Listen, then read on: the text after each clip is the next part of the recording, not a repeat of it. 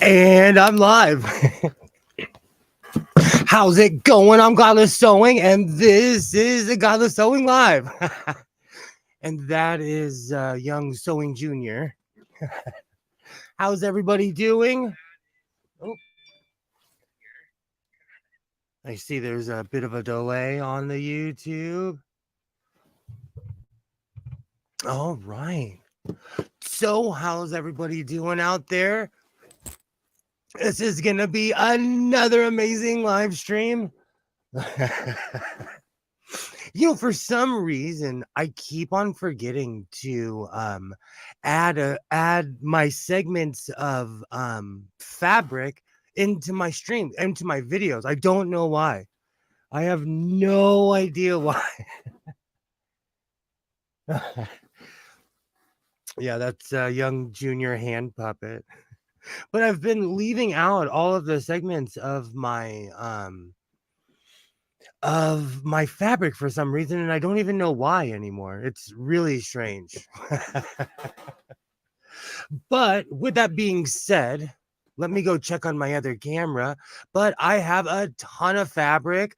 I have a sewing machine that I purchased that's from 1904. It's amazing, and it actually is. It's funny how the sewing machine design hasn't changed that much, but it's exactly the same as a White Rose, because the White Rotary Company, was copying Singer.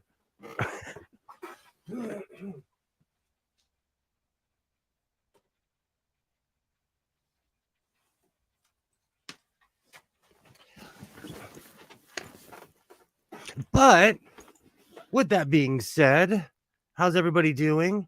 I know it's early, so I'm going to give everyone a second to hop in and join before I start showing my fabric. Do you know, one thing I really try to refrain myself from saying is, like, whenever I go to buy fabric, I always say, "Oh, they flopped it out on the table."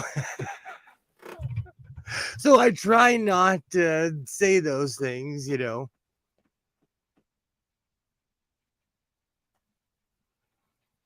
Oh, there's a heavy delay on YouTube today, but that's okay. That's all right.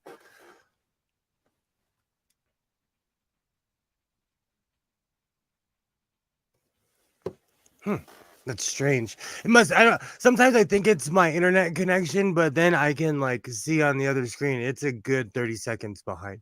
But that's all right, because I claim to be from the future, anyways. So, like I said, how's everybody doing? One of the reasons I started doing these live streams is because making videos is one thing, but I miss the interaction between the people in the chat and just hanging out and having a good time. If anybody wants to join, let me know. You can hop right in. I've been hiding, Lone. Whoa! I've been throwing my microphone. I've been hiding.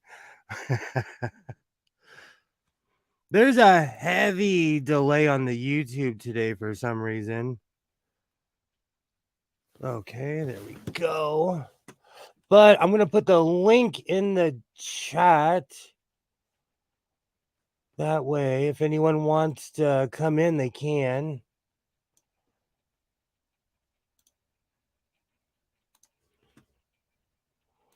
I've been hiding in my own bunker, Lone. I've been hiding. How's it going? Look at the trees. Honestly, look at the trees. I love your videos. I actually have a knife collection and all kinds of crazy stuff. So it's cool to see you explain them, because I inherited a lot of stuff, and some of them I don't even know what they are. But I've discovered I have a ton of rigging knives, which is like Navy knife for roping, and those things are awesome. Absolutely awesome. I love using that thing. I use it for work all the time now. And when I whip that thing out, I look like I know what I'm doing, but I've only learned in the past 4 years how to use that thing. But I absolutely love your channel. So, how's everybody doing? It's just another crazy Monday night. Maybe the delays in my computer. I don't know. It's just another crazy night, drama free. I had a I had nothing but drama last week. This week's much better so far. But I want to show off. Oh.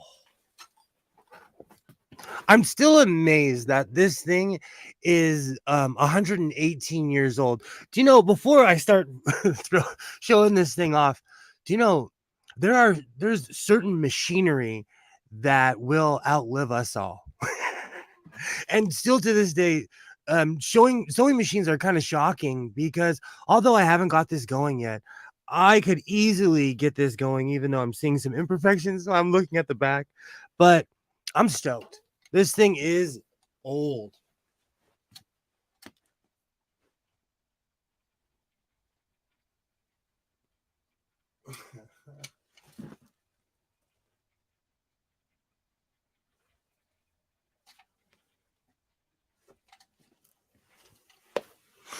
I try to I try to avoid my local antique shop because they always have gems in there and it's not necessarily the cheapest place. So it's one of those places I do not even walk in there unless I have money. Unless I have cash in my hand to negotiate and buy all the crazy stuff they have there. Antiquing is it's so much fun. I love antiquing.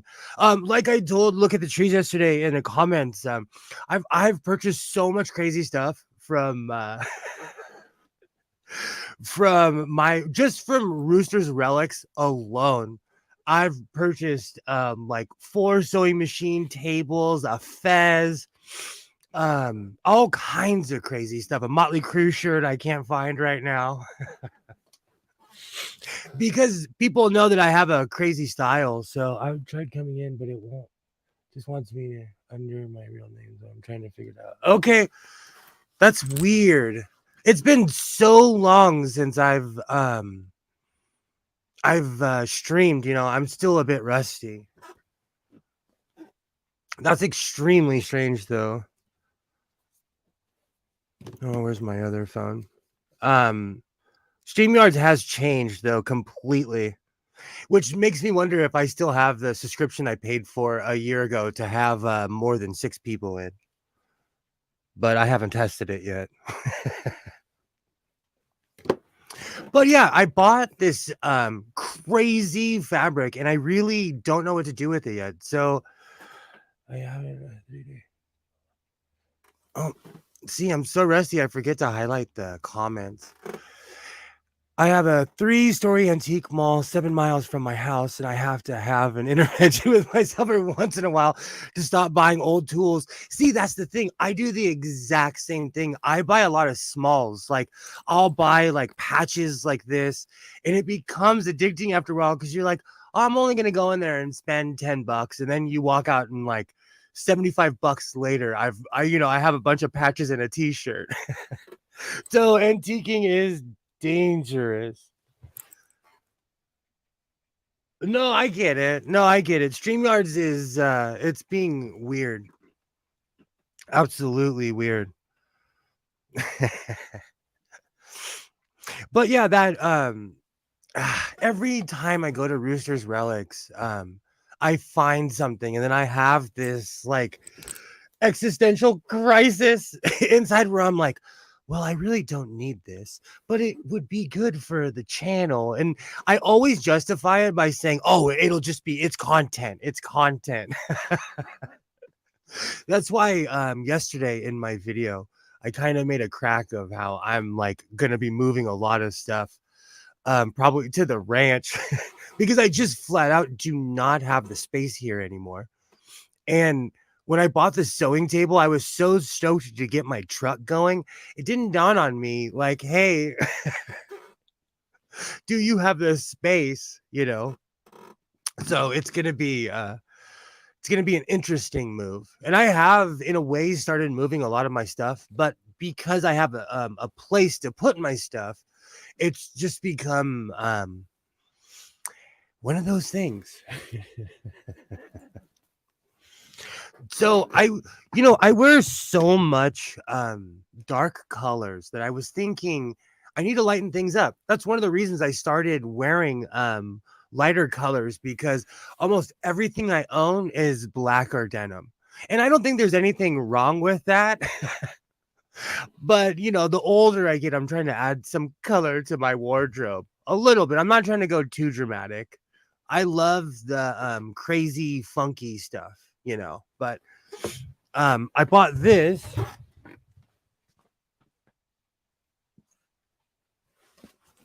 So my local Walmart, I don't know if it's because of the age, it was built in the early 1990s, and it has a huge fabric section. And so I get these crazy deals on fabric. Oh, that's not doing it justice. It has a kind of a psychedelic pattern to it. Let me come over here.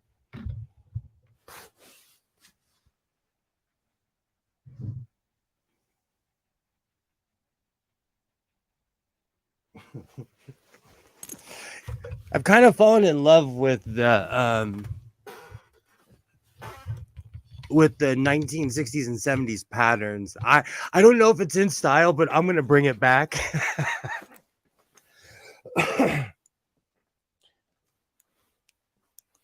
Thank you, butterfly on my wall. I haven't decided what I'm gonna do with it, because I say this every week, like, oh, I've made a ton of coats, and then I make another coat. So I'm kind of deciding what I should do with it. I'm totally up for suggestions. Gen X Soista said I should make a cloak. I'm sorry, a trench coat, and I added the huge hood, and I have fallen in love with this coat.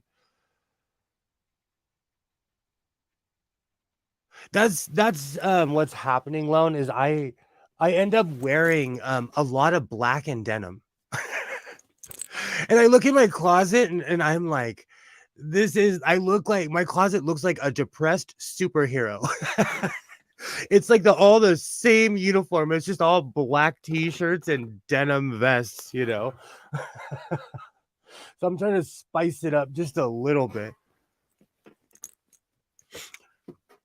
But my attempt at making a dashiki was a complete failure. I still to this day, I really don't know what I did wrong. I'm gonna have to go back and look at the pattern, because sometimes I go by the pirate rules of sometimes rules are suggestions, but in sewing, sometimes you have to go by the rules. So I took too much freedom with the pattern and messed it up royally. So I'm gonna have to figure that one out, because I have some really awesome patterns, but I always end up making the same jacket. And I've said Mimi G's name so many times that she's gonna have to pay me after a while.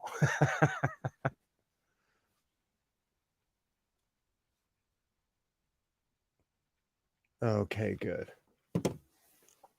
So between the pattern and the sewing machine, I really don't know. The sewing machine is going to be easy to put back together. I was thinking about doing it live, but it's a mess, and it's a loud, clanky process. But it's cool to watch an old school sewing machine, being put back together, because the one thing about the older machines is that it's all metal, so you can completely take that thing apart. And if you know what you're doing, put it back together. I still haven't figured out what I'm going to do with this pattern yet. But I was thinking kind of like a long sleeve shirt. I make a ton of winter stuff, and it's not cold very long here in Southern California. So we have kind of a short window. The Asperger's Avengers. It's true. I look in my closet and I'm like, wow, man, you need some color in your life, brother. It's true. My walk-in closet is different because it has all my projects in it. So there's like a ton of stuff in there. But I have over like 300 black shirts. And last year I gave away at least 200 and I still have like 300 black shirts. And so when I walk in my closet, I'm like, wow, man, wow. It's become one of those things. And I don't have a problem like I was talking to a friend of mine and I said, you know, he asked me why I started wearing red. And I told him the truth. Like I never put anything red on because I watched too many Snoop Dogg videos as a kid. So where I'm from, people don't wear red or blue at all. So in my entire life, not in my entire life, you know, in my adult life, I really hadn't worn red. So I started wearing red again because I live in the suburbs and no one cares here. But color is one of those funny things. Do you like, you know, that's why I always ask people, like, where you live, do people wear bright colors? Do people wear goofy things? Because here in LA, like, it's really hit or miss. You could literally see somebody in a hobo homemade jacket next to somebody in a Versace suit, you know? Like that. It's like a Clint Eastwood Western. Oh, yeah. I love Western ponchos. I absolutely love Western ponchos. I don't know if it's because of where I'm from, but you know, I love the Western look. I rock a cowboy hat. I have many. I love the Western look. That was like one of my early videos when I didn't know what I was doing. I made a video how, you know, I actually got hate mail for that because I cut a serape, but there's a difference between an actual real serape made by women in the Yucatan or just people in general on the Yucatan in Mexico and the stuff that they sell tourists, which was made on in a machine. The stuff that they sell for tourists was made on a giant loom and it's beautiful. And I'm not wagging my finger at it, but it's made for tourists. Because if you see the real serape blankets, like they are so intricate you wouldn't want to cut into it, you know. But I cut a head hole into one and called it a poncho. That was like one of my really early videos. I still rock that thing. But I at a thrift store, I found it's actually in the closet. I found this amazing white poncho. It's basically a giant blanket. It is just a giant blanket with a head hole. I absolutely love that thing. It's perfect for sitting on a horse. It's absolutely perfect. Oh man, now I have Home on the Range stuck in my head. I should go grab that poncho, but I'll give it a second because it's still a bit early. I definitely you know what? I might run and grab a shirt because I have a question for the chat. I just have to think where it's at in the closet because there's a certain kind of Western bib on a shirt that people do not rock anymore. And it makes me laugh because I have a shirt that I put over a lot of my stuff at work and it has a giant bib, but basically it's to protect your collar. And it's funny how certain styles come and go. But that old school Western look has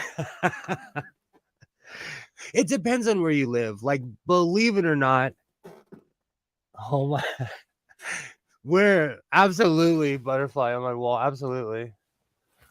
Where I live, a lot of people work on ranches, a lot of people own horses. And so it's not strange to see somebody wearing cowboy boots or a cowboy hat at all. But when I go into LA, into the city, like when I'm dressed like this, no one will say anything to me, but they always end up clocking my boots because I wear cowboy boots. So someone will always have something to say about it. And because I speak Spanish, um, I hear what people say. It's funny when you're multilingual and people don't know that you are. They'll say something right in front of you, not realizing that you heard every single word that they were saying. I actually love that. That's the one thing I love going into the city and seeing the look on people's faces. Not as much anymore because here in Southern California, most people speak Spanish. Oh,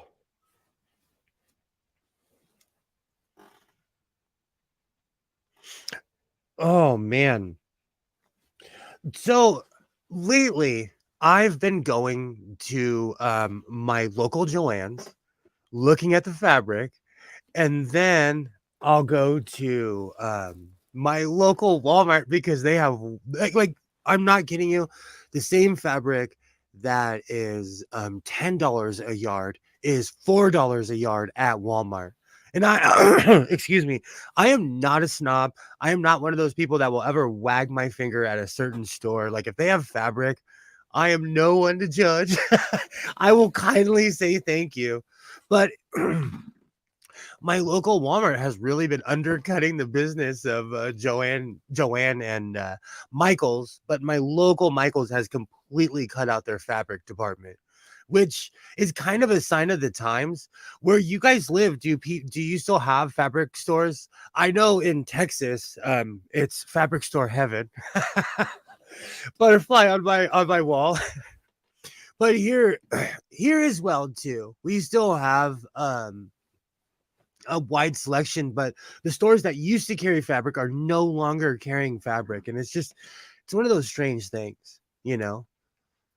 But because Walmart's a conglomerate, it can afford to buy mass amounts of everything. And that's the downside of corporations buying everything. I'm trying to think. I don't, you know what? I don't think we have a local fabric store anymore. It's all just giant businesses. And in my town, they put a Husqvarna store as well. So they've kind of cornered the market on sewing machines.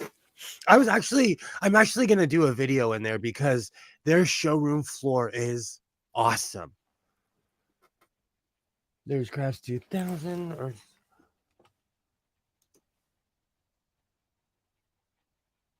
it makes me laugh. Look at the trees because most of the malls here in Southern California are dead. The ones in the city are still they still have full stores, but like in my town, it's really strange. The entire north end of the mall is closed down because Sears is gone, Penny's is on its way out.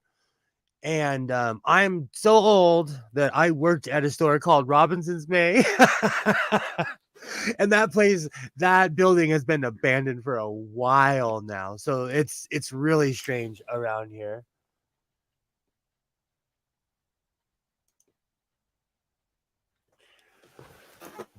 We were sad when our cloth world, then Hancock's closed. Crazy with all these sewists in our town. That's what I'm saying. Hey, Junie. Oh, whoops. Hey, Junie, how's it going? It's been a while. I haven't been in the actual mall for years. I'm one of those people, I try to avoid the mall. I went to the mall to buy this computer and I went with my mother and my son. It was promptly followed around by half of the security guards, but I figured they had nothing to do and my godless sewing patch probably scared them, you know? I I don't know. Yeah, it's been a while. There's nothing wrong with that. It's been like a year or something like that. But I haven't been live streaming. I've been sitting in the lab, a combination of Pinky and the brain wrapped into one. Just sewing, sitting here sewing. But if anybody has a suggestion, I bought 4 yards. I don't know why. I walk into a thrift store and I'm like, I want 4 yards. I don't know where I got 4 yards from. I don't know why, but that's like my standard when I walk in somewhere where I'm like, I need 4 yards of this. Still to this day, I don't know why. Junie, if you want to hop in, the link's in the chat. About, I want to say 2 years ago, Junie and I did a live stream about if is money evil or is money the root of all evil or something like that. And I still kind of think it is.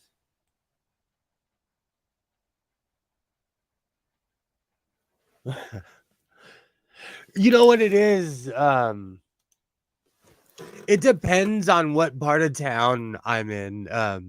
There's a lot of bikers in certain parts of town. So like I'll walk into somewhere and no one will bat an eye. But in my hometown, I'm from one of the yuppiest places in Southern California. If you look at a map, my hometown was completely red. Like people, it's a very conservative place. All politics aside, it's just completely conservative. So it still makes me laugh when I walk into somewhere and people look at me. It still makes me laugh.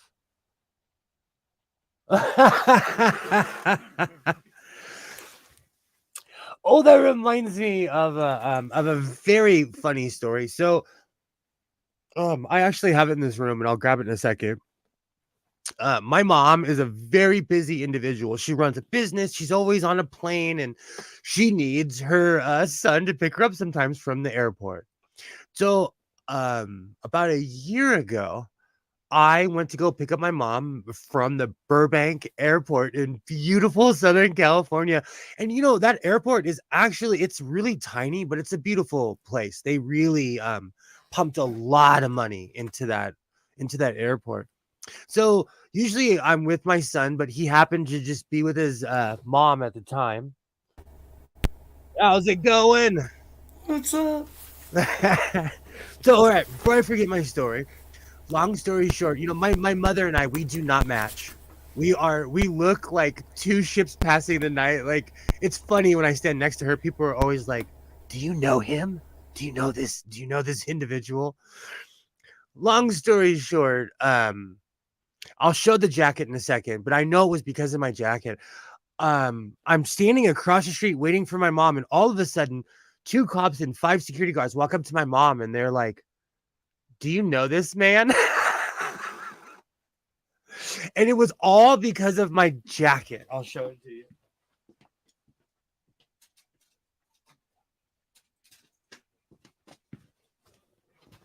Let's see if you can see it. Nice. And it's really like that's like a soup. It's a combination of a bunch of stuff. That's a really small Slayer patch I got off a t-shirt. Like, this all means something else. But they oh, there's Mo, hop on in. You're more than invited. Hop on in. But I literally got stopped at the Burbank airport for wearing this coat. They didn't search me, but I scared them. And all I really did was walk in, go to the bathroom, and then go sit in my car. How are you doing, Chaos?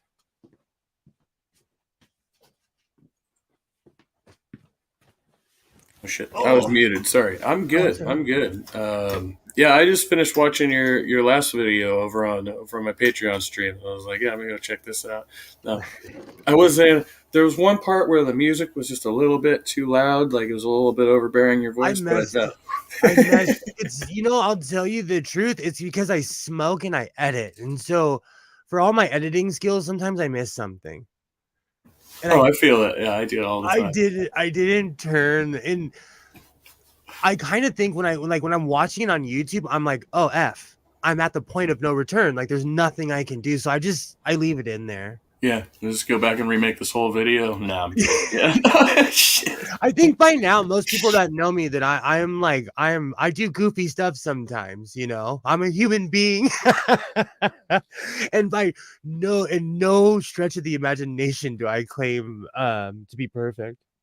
No, I know. That's why I wanted to tell you, just because like I don't always go back and watch my own stuff, and I don't know, like, sometimes you'll be like, I just made that and I watched most of it, and then I just released it, and then you don't realize till like after the fact you're like, fuck, But no, it was a good segment. Like it was a good track. Everything fit. It was just like I love. I was just giving you shit. And you know what? Also, I was like, if I'm gonna mess up, at least it was on a good song. Right. Like, at least right. it was like I Faith No More to me, it's more than just singing. Like their music is so like it's just something you can sit down and chill to. A lot of their mid '90s stuff is just amazing. Oh, for sure, for sure. And like I said last week, like I weirdly try to share what I'm an American, so what is the American culture, So I try to share what I consider my culture with other people, Yeah, because it's not like all God and guns over here. That's what a lot of people think about us. It's like, no, hell no. Well, when I talk to people in the UK, I think they forget how humongous America is. I drove to Brownsville, Texas one time, and it took us days to get there from California. It took us days, and we were like rotating sleep, and it still took forever to get there, Yeah, I know what you mean. And I drove from Santa Monica to Georgia. And let me tell you, when you drive across country, you better really like the person you're in the car with. You better really like that person. Shoot, I've had problems just driving across town, but usually that's after like the relationship has gone too far. Totally. So let me make it to the next intersection, and then I just. You still there? No, there you are. Still there? Uh-oh. There you are. I've done a ton of driving, so like part of me misses the open road, but a lot of the driving I did, it was like, I was a lot younger. Whenever I drive to Vegas and then I drive home, I'm like, why did I come all the way out here? On the way home, I'm like, why did I do this to myself? It was a little glitchy. Hopefully, it's not too bad. Yeah, I when I was younger, I didn't own a car till I was like 25, but I always had a license, so I was always like the designated driver, and I didn't drink. So people always like, "Hey, can you drive me out to this place?" I'm like, "Yeah, sure, fine, whatever. I don't care. It's your car, Like, and then, so I just got around like that for for the first few years. And then once I got my own car, I became a prick. I was a total prick, like behind the wheel, and I still have problems with road rage, but it's only in my car. If I'm driving somebody else's car, I'm good. I've learned I learned a lesson with road rage.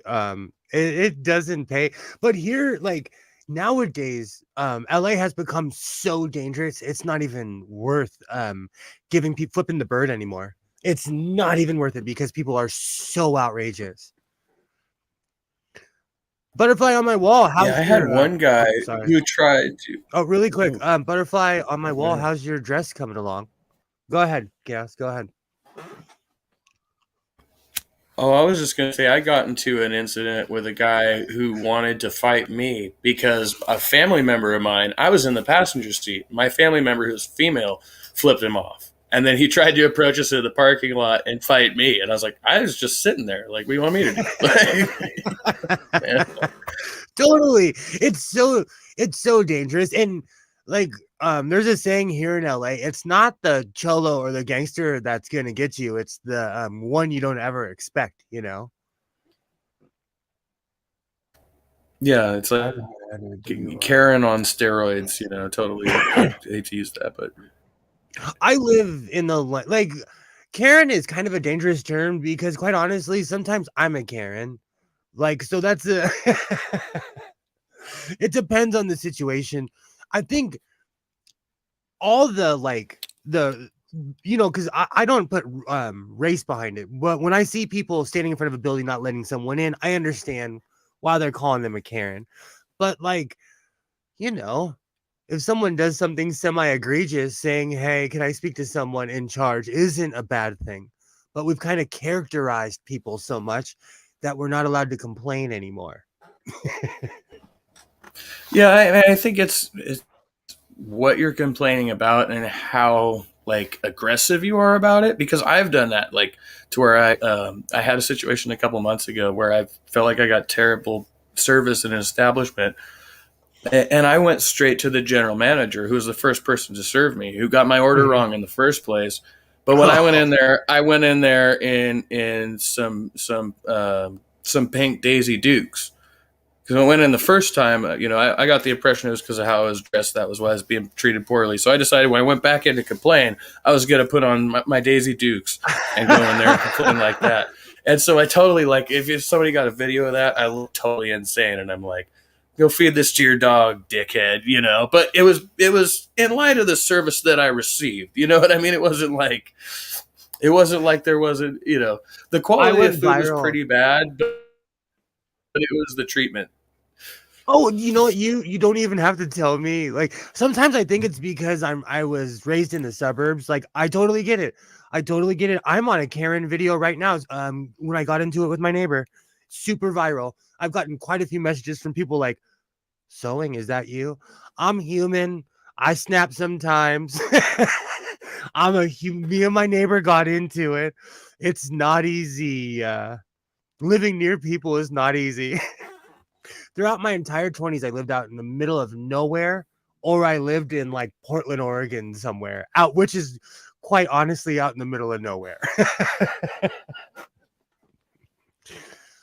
See, I'm in like the Karen Central of California, it being in like the wine country in Napa Valley and in Oh Marin. yeah. It's like I can find these people. They're a dime a dozen, and they all think their shit don't stink. And it's like, no, Do you know sir, I'm gonna come over when I here. sorry, when I lived up north, the one thing that people would tell me all the time is I'm a millionaire. What does that mean? Like, okay, hold on, golf clap. Good for you. Like they'd always like, it's always that slam dunk of like, oh, I'm better than you are. Like, if you have to say it, I don't think you are. It's one of Yeah, I those love things like that if when you people are like, "I could buy you." I'll be like, "No, really? Do you think you oh can?" gosh. Oh gosh. When I lived in Hollywood, I was more susceptible when I was in my 20s. I lived in Hollywood. So many people would say that to me. After a while, I was like, how much money do these people make? I worked at a Togo's. I worked at a sandwich shop, and people would get so mad at me. And I'm like, I'm a 19-year-old kid who doesn't know what he's doing in his life. Like, give me a second. Hollywood was brutal. It was brutal. But I think people treat service people like crud, anyways. Yeah, yeah. In general, like customer service ain't all what it's cracked up to be. Like, and I find that like the nicer people are, they and it sucks because the nicer people try to be, it's not even necessarily their fault in a customer service job. The ruder people will become with them because in their mind, in the customer's mind, like they're being condescended to, right? But this person's like Yep. legitimately just trying to like be as pleasant as possible given the circumstances. It's like, dude, it sucks so bad. When I lived in Portland, I had one of the greatest mentors ever in my life. She like taught me. I knew how to stand up for myself, but she taught me like, no, stand up for yourself. Don't let people walk over you, because I have a Mike Tyson voice, so I have to stand up for myself. And oh man, customer service is brutal. It's brutal. So that's why when even if I do complain, I come to somebody and I'm like, hey man, look, I've been where you're at. And I tell them like I've worked at a Togo's, Carl's Jr., I've mopped floors. Like I'm not above anyone. I don't think I'm better than anyone at all. Yeah, look at the trees. LA is hardcore because somebody with a bunch of money will walk up to you and if you get in an argument, they'll pull their trump card of like, oh, you're poor. Somebody, this guy and I, we got into it, and I got into my truck, and he's like, oh, you have those kind of problems. And I was like, what are you talking about? It's just an older truck. My truck's paid for. I don't have car payments. A friend of mine up in Sacramento got robbed getting into his truck, and the saddest thing was the guy psyched him out, and he didn't even have a gun, but he like motioned like he had a gun, and it was long enough for my friend to like take pause and like go for his wallet, and by the time he realized that the person wasn't even armed, they had already hit him. You know what I mean? But it Yeah, was like this yeah. is the worst, and it was all based on the fact that just he had a nice truck coming out of the store, going to a nice truck. They decided to get one over on him, and yeah, I want to. I do drive my truck in certain situations when I go certain places, but it's so huge it's hard to park. That's why my yuppie Ford Flex, I love that thing because I can take it anywhere. I do get strange looks though when I step out of my soccer mom car wearing this. No, LA is the land of passive aggressive and condescending people where they'll like literally like talk to you but walk past you because they don't feel that your presence is worthy of theirs. I didn't realize this until I lived in places like Portland, or I lived in Texas a little bit. I did a lot of moving around when I was in my 20s and in my 30s as well. And I realized people don't live like that. So it's not just California, it's anywhere where people have large amounts of money and they congregate together. They think they're better than everyone else. yeah. I mean, I think there's a lot of that in California in general. Like it's different in the rural areas, but we have just so many more people. I think that it's like it's not so much that they want to pretend you're not there, but they like everybody's too busy to become engaged with another person. It's like I've got enough Totally. friends as it is, and it's like I don't know, I don't. It's Liz, part Slayer, part soccer mom, but I mean, okay. So from like your experience in Portland, like overall, because a lot of people say things about like Portland and Seattle, and I've heard it's just a much more loving community. Like, So, do you but think that? yes, but the thing is, I lived in Portland, Oregon from '04 till '08 till January 1st '08. And like when the Portland I lived in was paradise. I would read books at the Willamette River and fall asleep and wake up and my shoes would still be there. I would like smoke J's on the river and walk in and go watch movies. Like there was a coffee shop on every corner. There were what are those food trucks everywhere. They had a food truck district of food carts. It was like it was the place to be, but that place doesn't exist anymore. We watched it burn during 2020. The place that I loved burned on live television. It was weird to see, and as somebody who floats around, like I would wander around that city and people left me alone, like in peace. It was kind of like San Francisco in the 90s, like, and the 80s. It was just, I always say Portland was a poor man's San Francisco. But like I said, it just, you know, it got ruined. Right. But Yeah. but but also I'll tell you, in Tigard, Oregon, was the first place someone was like really blatantly racist to my face ever as an adult. As an adult, as a kid, it's a little bit different, but as an adult. So, for as laid back as it is, Portland is two major cities, Portland and Salem, and then everything outside of that is rural. You know, Yeah, I've met like at least a handful of like real like neo-Nazi white supremacists who are from like Southern Oregon, I think, like yeah, Eugene and places exactly. like that.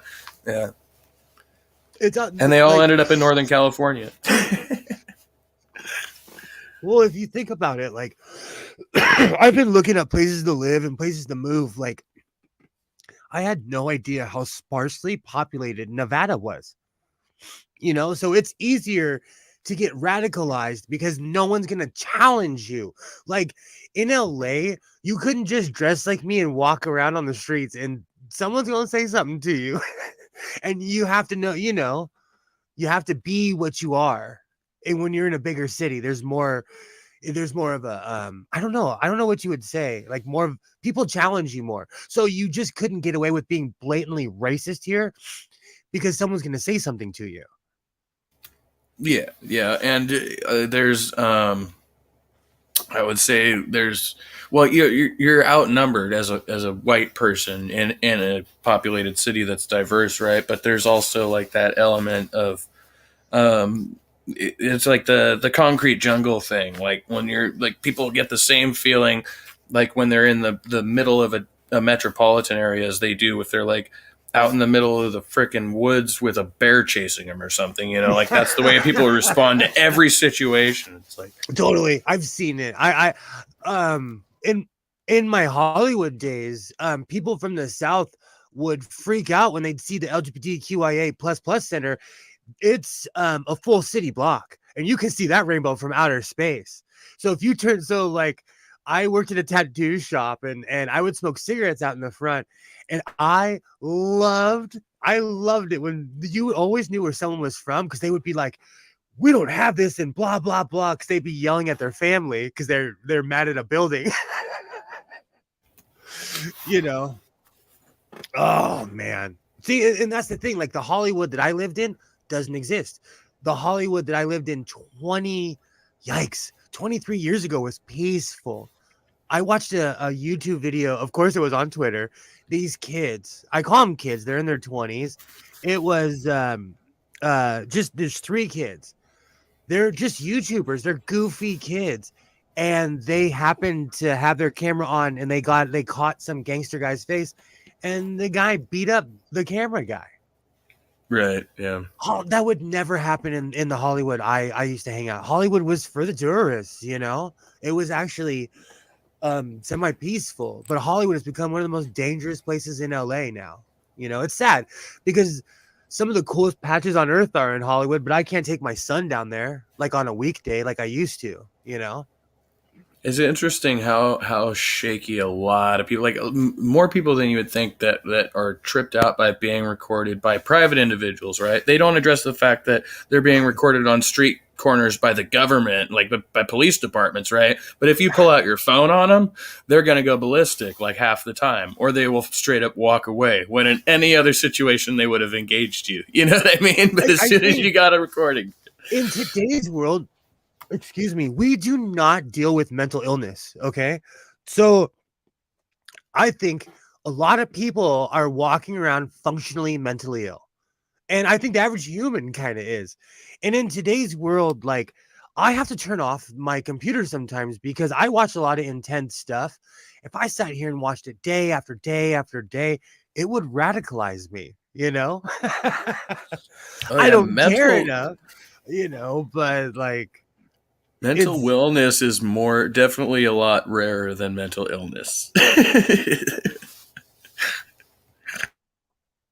Oh, look at the trees. Sorry, I didn't catch. There we go.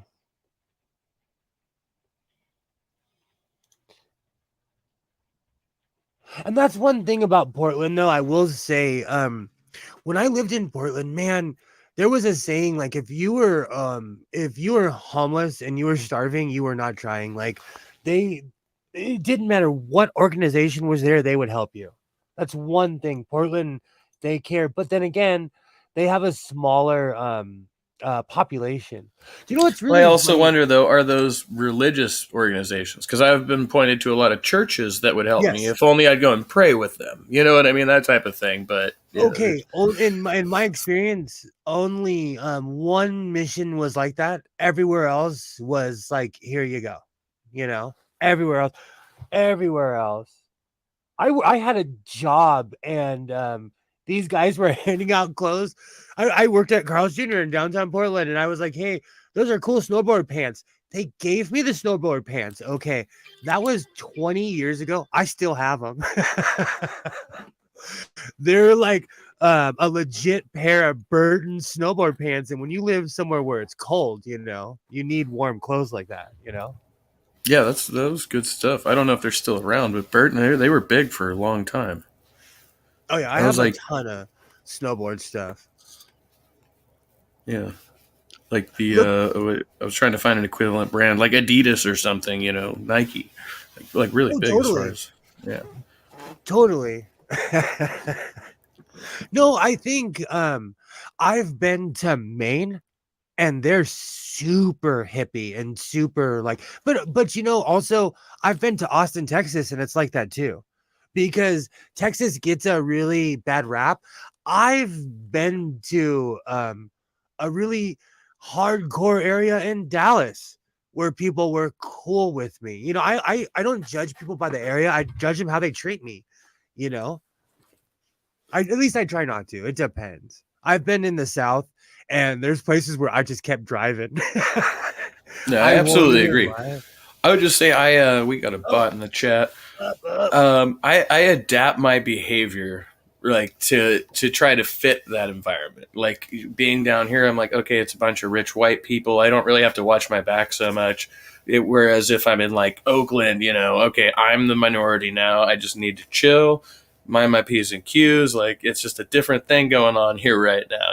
And then the farther north I go, the more I realize I'm just dealing with a bunch of rednecks. You know what I mean? Like it's like. Yeah, it all. I don't know. I've. Sometimes we go by stereotypes, and I didn't realize how much people go by stereotypes until I got online, and people be like, "Oh, I've never met anyone like you," and like, it just trips me out because we think of, oh, if you're like this, you have to act like this. I've been to certain like some of the most racist places in Missouri, and people were really nice to me. You know, Oklahoma. I have nothing bad to say about Oklahoma. I didn't get to see the Tiger King. I'm kind of mad about that, but Oh yeah, racists. They're never like, the nice race. I mean, as long as they're not like white supremacists, but like real ingrained racism is so insidious. I remember going to visit my grandma in Arkansas, and there was like a black family, and I show it was like the black family in the neighborhood. She was like, "We're so glad to see more colored people moving in here," and I was like, "That's why you don't have more." Like, jeez. hey, Skid Scratcher, you can hop in. The links in chat. We're chilling. I'm gonna throw my cape on in a minute, but the temperature dropped in here, so I'm glad I put my leather coat on. It all depends. Do you know when I lived in NorCal? We always say Northern California and Southern California is such a big difference. They are just as snobby up there as they are down here. Like you were Oh yeah. saying, like, it made me laugh because it totally reminded me of home. Like, but there's a reason why people have disdain for Californians. There's a Yeah. reason why. And like Butterfly on My Wall was saying last week, there's a mass exodus of people moving from California to Texas. I know like more, like honestly like 40 people that have moved there. you know I know several, and I'll say, they're not all vocal about it, but I'll say that most of the people that I've known who have migrated out of California in the last 10 years or so all ended up being Trump supporters. They were all supportive of Trump and that ideology. Like and that was like their whole, like, they just think that all Democrats are socialists and like all this like crazy shit. I And agree. it's like you I always trip out because my parents, my father was a hardcore Republican, and my mom called herself a Kennedy Democrat, and they got along. They had an army of kids. They grew old together, gray hair. I don't understand why nowadays politics leads to a fist fight. I have a brother. I have a kind of a big family. I have a brother who's conservative. we just don't talk about politics. We talk about sports or what he was doing or what event he, like, if he worked some crazy event or if he saw a wrestler or something, you know, from when I was a kid. You know, we just talk about life instead of politics. Oh, I have a lot of that too. Like some of my musician friends and another friend of mine who's in the army, who's like the main one that I, like we talk about family and all kinds of, and we've got a long history. But at the end of the day, like somewhere in his mind, he thinks if I was to like move out of California, I would become a conservative Christian like that. And I'm like, dude, that's not how this works. Like, I may enjoy lower tax rates or something, but it's not just going to turn me into a conservative like you. Like, where did you get that idea? Like, I agree with you. I agree with Junie as well. Again, that neighbor that I got into it, we were friends, and ever since 2016 or whenever the first election happened with Trump, we have not talked. And I talked to everybody else around here. It's real. It's real. And that person stopped talking to me, assuming I was just a super duper lefty, you know. It's sad. Someone I've known 17 years, we now hate each other over nothing, you know. It's really sad. what's funny is being like a super left, but also being somewhat libertarian, which I think you and I kind of share that. So people really misunderstand our values at the end of the day. We're like, no, we're all about freedom. Like that's all. Like that's the whole point of the whole thing. We just want more freedom for more people. Yeah, exactly. That's my thing. Like, Stop hurting people. Like that would be my party platform. Like, let's stop hurting each other. How about that?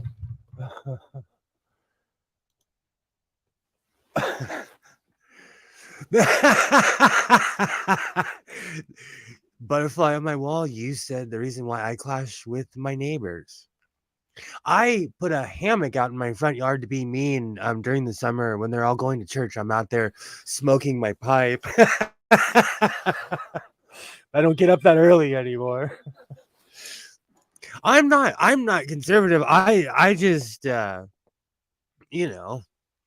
not like, I don't know. I'm not Republican. Yep, definitely don't swing that way. Not that way. Speaking of crazy people and parties, I haven't talked about this with anybody, and everyone's talking about it. What do you think about Kanye West? Oh my goodness. I don't understand why we still give that guy air. He's not a great artist or entertainer, and his opinions are just wacko, dude. I think that it's got like the Trump thing, like that's why people pay attention to him. He's just the nuttiest shit. So I rarely get the gaping mouth.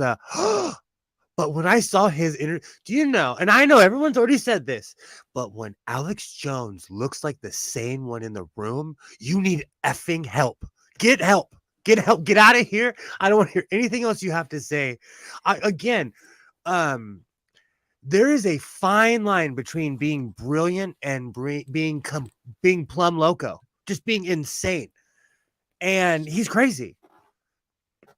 I was done with it. You know, did you see the picture with him with those oversized boots?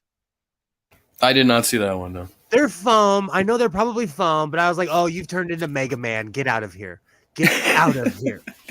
So tired. It's just, I think he's turned into a shock jock. He doesn't care. Do you know OJ Simpson has a Twitter, okay? And on OJ Simpson's Twitter, he posts a video of himself at whatever resort or whatever he's at, because OJ Simpson made so much money in his life, he could lose it all and still have enough money to be untouchable. Oh, I believe it, yeah. And so he is living the high life where every comment, if you're ever bored, go on OJ Simpson's Twitter and people are like, that's a stabbing take, OJ. What do you think, Nicole? Like, it's always like, what do you think the people you murdered would think about this, you know? Kanye West has achieved that insane level of where OJ Simpson is. OJ Simpson doesn't care. He doesn't. And Kanye West is there. Like, so what? You call me what you want. Like, I'm rich, you know? The difference is, I think most of the people following OJ at least are doing it. You know, they're taking it with like a grain of salt. They have a sense of humor about it, but there are still like loyal Kanye cult members who like take every word he says as fucking canon, like he's some kind of messiah. I don't If know, like. I don't understand though why you would hang out with people that think you're subhuman. I don't get that. I don't understand that. Excuse me. That's my whole thing Oh with yeah, well they don't Kanye. really mean it. When they call you subhuman, they just they're just using like these vague terminologies. They don't really mean it. They actually love Oh, you and they want the best for you, but it's just it's I don't get it anymore. And lately, and I'll tell you why I brought this up, because I have I don't even want to, he's ruined this suit. I have one of those black suits that makes you disappear on camera. He was wearing one. It's a onesie. Kanye West was basically wearing a onesie under that. He must have been really warm. But it's meant to scare people, like you jump out. But he's ruined fashion. yeah, I feel like he did that a long time ago, but I just stopped paying attention. I was like, yeah, dude, I wear all kinds of weird shit on stage. Cool for that, but But a lot of these companies, Adidas, Balenciaga, I can't pronounce it. They mass produce their clothes. It's made by slave labor.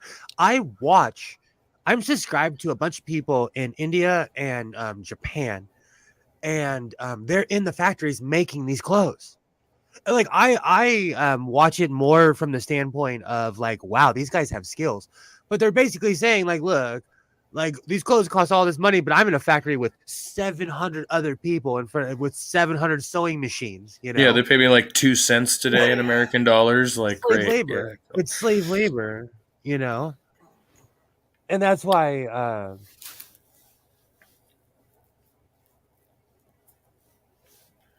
That really like grosses me out. I think I mean, I understand where people come from when they say like, well, we want to be in a post-racial society, but to claim that you are when the opposite is so clearly true, it's like, how can you sit there and act like we've already achieved this and just try to be friends with a bunch of fucking racists? Like, as somebody no, like dude. Like, just hang out with anybody. I'm in a position of power at my job. And every once in a while, someone will be like, "Oh, where's the boss?" Right in front of me, and everyone's like, "Right there, right there," and they look shocked. I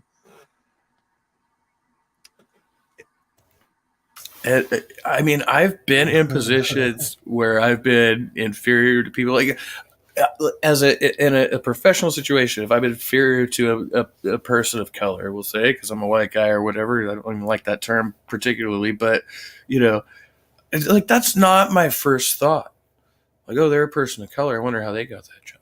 But like that's the prevailing thing when like other white people walk into the room and you could see the look in their eyes. Like, why are you inferior to that person? I'm like, whoa, dude, I'm just doing my job. This is not some deep philosophical conversation. It is for you, like, but That's why I there's started. so much of that. One of the reasons, if you hear the roaring, that's my heater. um, One of the reasons I made this godless sewing patch on my back is because when I would go to certain fabric stores, people would turn the corner and be like, "Oh my gosh," because I'm like sitting on the floor with a million patterns. Like, okay, I won't make this. This won't fit me. Like, but it makes me laugh when I'm like at Joann's or something, and I'm sitting on the floor, and someone turns the corner and they're like, "Godless sewing," but because it says sewing, they're like, "Oh, okay," and they go on about their business. It's the weirdest thing. Human beings are so strange, and I don't think sometimes that we realize that our reactions lead to how people treat us. Yeah, yeah, and when you're like very aware of that's why I think we were talking about racialism or religiosity, like any form of tribalism. Once you learn to read those people, you don't have to verbally communicate it. You can you could see it in their eyes when you walk into a given situation. You could just read it on this person's face, like really. And yeah, that's what I get all the time. It just cracks me up. I get it at the bank sometimes. So it depends. It really depends. But sometimes, like, it sounds lame, but there's certain things I won't wear just because I don't feel like, because I know it's gonna trip people out. I already scare people because I have villain eyebrows. So I know it's gonna trip people out, you know. So there was a Wait, can you vest. do the rock eyebrow? I'm Oh, just hold wondering. on. You look Oh, like you've got it. hold on. Let me. I'm rusty right now. Hey, how's it going? It's been a while. Hey, hold on. Me. There it is. See it? Yep, perfect. I love it. That I'm a bit does. rusty. Oh It's yeah. been a while. It's been a while. I cannot raise that one eyebrow. I've tried, but it's like I just end up looking like I'm just winking So at somebody. it's all right. It's this weird thing, okay? And some people can do it, and some people can't. Can you move your ears? No, I can't do that either. Nope. Can you move your nose? Yes. Yeah. Some people like I can do both, but the one when I move my ears, I truly believe I'm moving the entire top plate of my head. Oh, how did I have the layout before?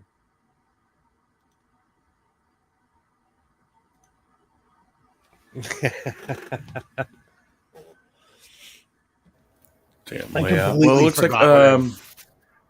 I hate to jump, but it looks like I gotta go and fetch my dinner before it disappears. But I'll come back Oh no. if you're gonna be around. Yeah. Yeah, I'll be around for a while. If anyone wants to jump in, I'm just gonna be here ranting to myself.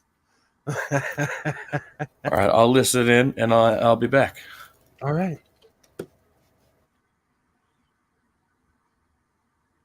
I wonder how loud my heater is or how it sounds.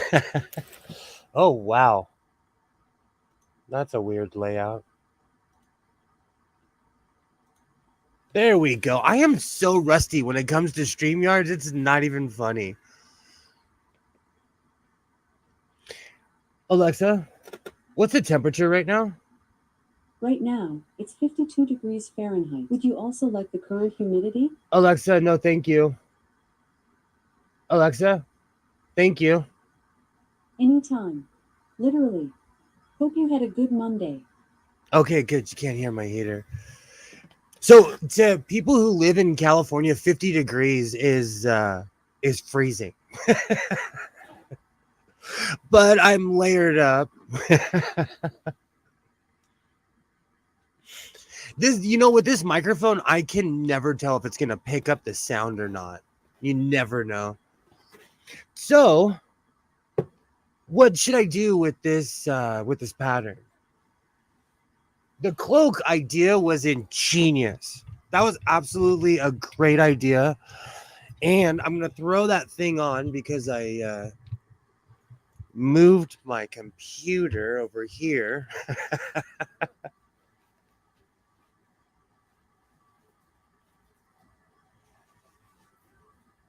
And for anyone wondering, I do own mannequins, but it's the same thing as a dress form.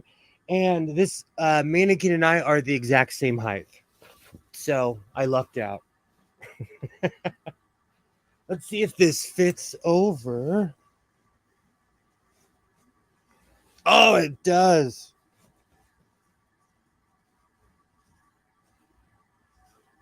I love this thing.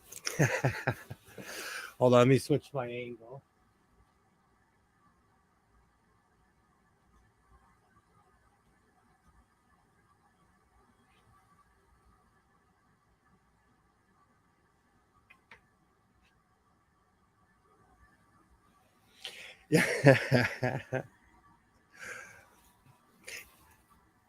So making the huge cloak hood has kind of become a weird signature of mine now.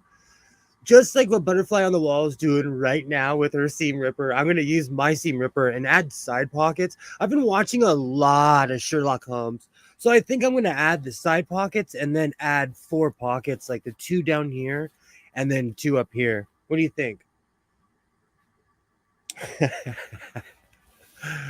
I love this thing. The length is amazing on this.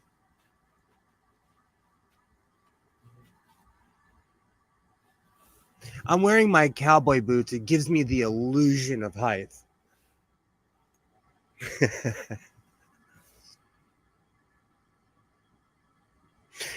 Yeah, Junie, I made that. Oh, now I'm craving spaghetti. Always more pockets. So I said this in my video. I reached this really weird point of falling in love with my coats before I put the pockets on. So I always reach this really weird fork in the road where I'm like, I really like how this looks.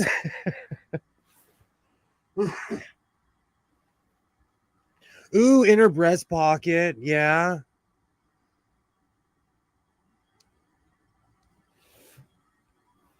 I like that idea. I really like that idea.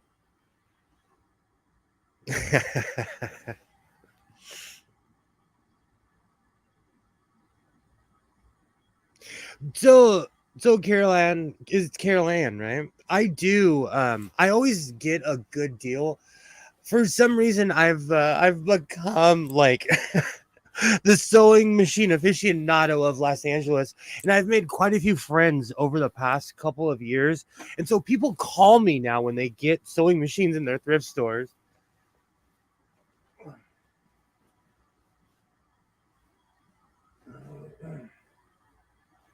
But I still do go picking all the time. It's one of those crazy habits that keeps me out of trouble.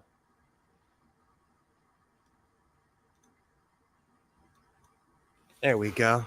Let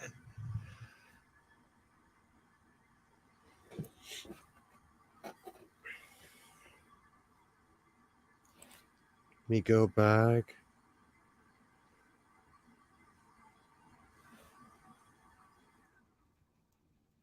That's not a bad idea. Look at the trees.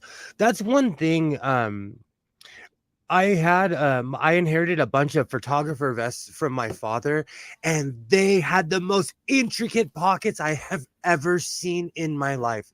I'm gonna go pull one of those out next week. For a vest, it's one of the most intricately made vests I've ever seen in my life. But when you're a photographer, you need a million pockets. And I guess it's more of an old school photographer because it was meant to hold all your film and different cameras, and backup battery packs. Because by today's standards, like I have a Nikon, and you just take that thing and go. Like you literally just take that thing and you're ready to go.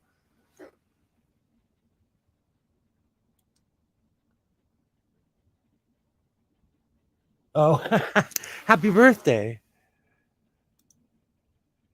Upcycling it's what I do. It is absolutely a love of mine. That's what started my channel was actually Liz, like a couple years ago, suggesting I should put everything on Instagram, and it kind of snowballed from there. And you know what's funny? Speaking of Instagram, I I didn't get many followers on Instagram, so I started posting on Twitter, and I got quite a few followers for someone who, let's be real, like I'm not showing my butt, I'm not fighting anybody, I'm just posting the clothes I make. And so because of that, I'm surprised at how many people follow me on Twitter. Go with the Star Trek theme, make us Spock Vulcan. Oh, Gen X, so you are speaking my language. Hello. I like that.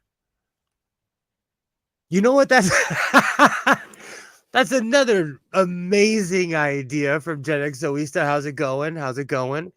That's not a bad idea at all. With the headband and everything. Total search for Spock. Or no, the fourth one when he talks to the whales. That is one of the greatest movies in 1980s San Francisco. I still love that Star Trek movie.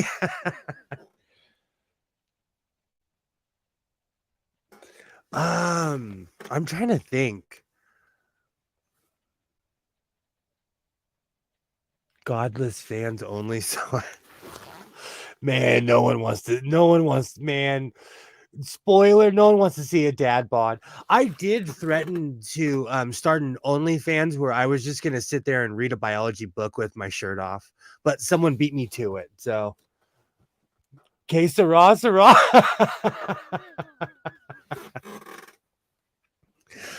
I was thinking about doing an OnlyFans, and then it would just be hours of me sewing, because I condensed down a lot of what I do, because quite honestly, no one wants to see a 3-hour video, and I'm like, no one cared when I was making tutorials, so I stopped saying what I was doing and I just started showing it, because no one cared when I was like, this is how to make blah blah blah. This is how, because most people who sew or watch my channel kind of already do, you know.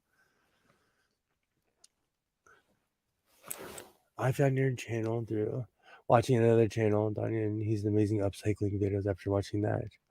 Oh, that's awesome. That's awesome. Oh, a smoking jacket. That's a great idea.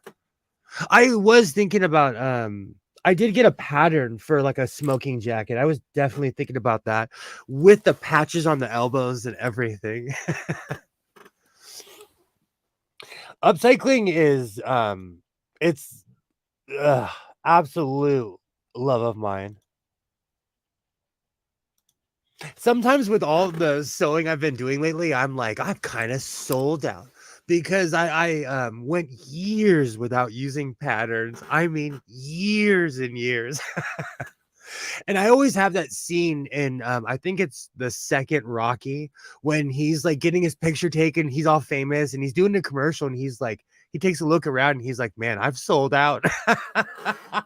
And for somebody who started making battle vests, um it makes me laugh that I'm doing patterns now, so it is hilarious. But you know, it's nothing but progress. Like I'm evolving, as they say. It's better to not be stagnant. Like, you know, people ask me all the time, like, more than anyone else, my mom is like, bro, you still wear vests? Because she remembers 25, 30 years ago telling me, this will be a phase, you will grow out of it. So you never know. Oh, that, you know, with this pattern, a Playboy style jacket would be awesome. That would be absolutely awesome. I'm still leaning towards the Vulcan robes, but I'm a total geek Trekkie. So, you know, you just mention Spock, and I'm like, oh, I'm there. I actually have a Star Trek uniform that I bought at my local SWAT meet.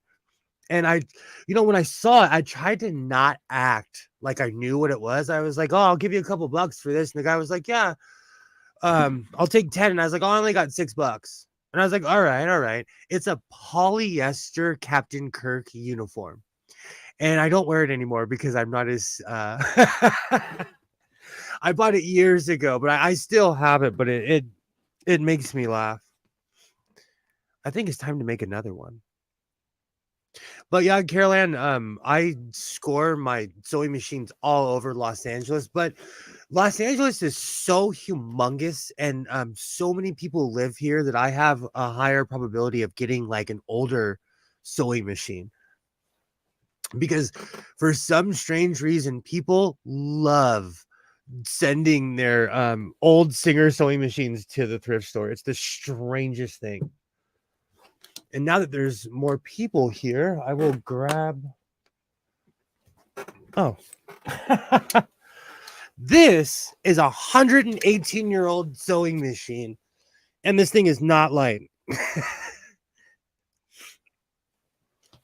I completely scored yesterday at good old Rooster's Relics.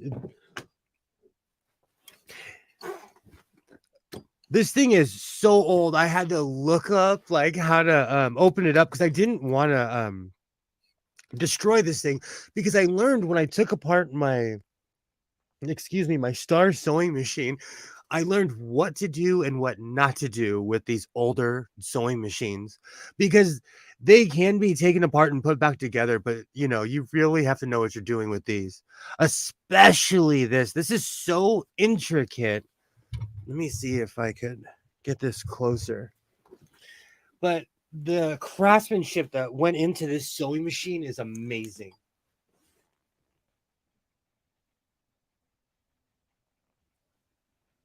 I'm so stoked. This has to be I don't know if it's the oldest Star Trek battle vest.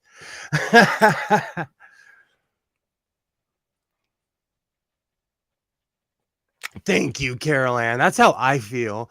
It hasn't gone out of style. When I was younger, I knew someone. I knew someone who worked at a stamp store. I was a bit of a mall rat. And me and my friends, we would always tool around the mall. We were old school mall rats. And this guy, he was always rocking a vest, and he was older. Like, he was definitely in his 60s or 70s. But he would always tell us, like, be who you are. Like, the world will always be there, but we're not going to be around too long, so always be yourself.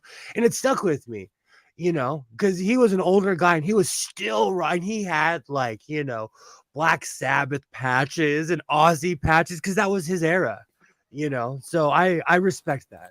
You're right, vest never will go out of style.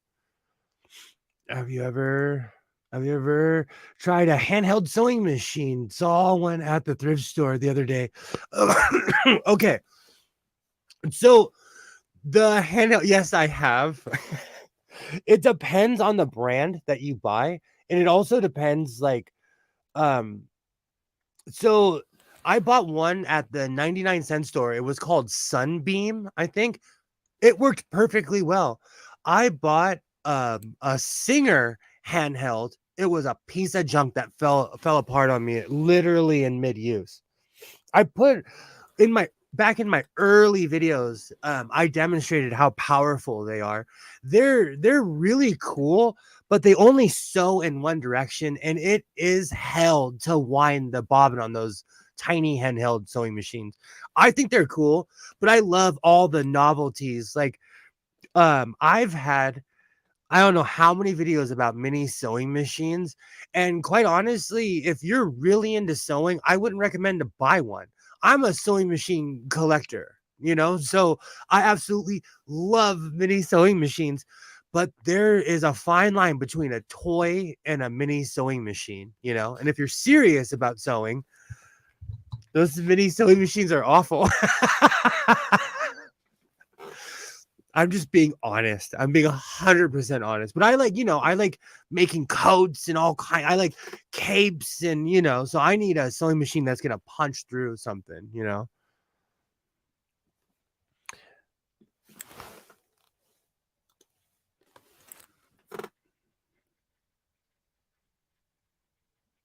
I have one Singer junk and a 99-cent store Sunbeam. It's okay, but I'm going to use that. Rather than just hand sewing, I'm one of those people where I love hand sewing depending on what it is. But I absolutely love hand sewing. It's still something that I do. I'll take a project with me in public. There's been quite a few people that are like, "You're sewing?" When my son went to school, I would pick him up, and I would be sitting in my car sewing. I got quite a few soccer moms ask me, like, "You sew?" Oh, those were the days. Especially when I would make, I used to hand make patches before I got my embroidery machine. And I would get some reactions from people when they would see me hand sewing. They're like, "You know how to do that?" It's a skill of patience, really, when you make a patch like that.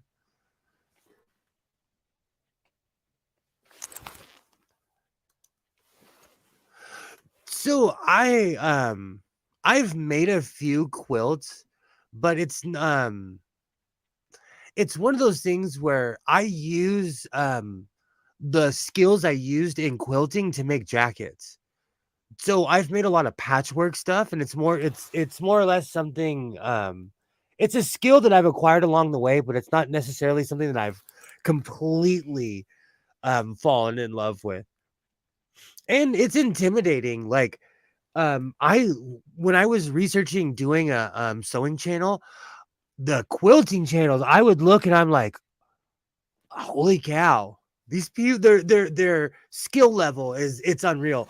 But over the years, it's just, how do you get to Carnegie Hall? Practice, practice, practice, practice. Yeah, I'm into knitting and crocheting as well. It's one of those things I've learned along the way. I took a class on crocheting and knitting, and I'm thinking about taking another sewing class because regardless of how much I think I know, I always want to learn new techniques. And if someone knows more than me, I am more than willing to shut my mouth and learn. I learned how to sew from my grandmother and my father. My father was a total Vietnam tough guy who had a Singer 404, and yeah, he would sew. He was raised by his mother and his grandmother, and they taught him how to sew. So my father was a machine sewist. So it was never a weird thing when I picked up a sewing machine myself. I can't wait to get this thing going. These older machines, really, sometimes all they need is oil, or you have to find that one place where they're completely seized up. But these older machines, they they're actually easier to fix than the newer machines. I think that's probably something I'll take a class on. Because much like cars, I know a lot about cars up until a certain year. And with computers and everything nowadays, I do not necessarily know like my Ford Flex, I don't even know how to change the oil on that thing.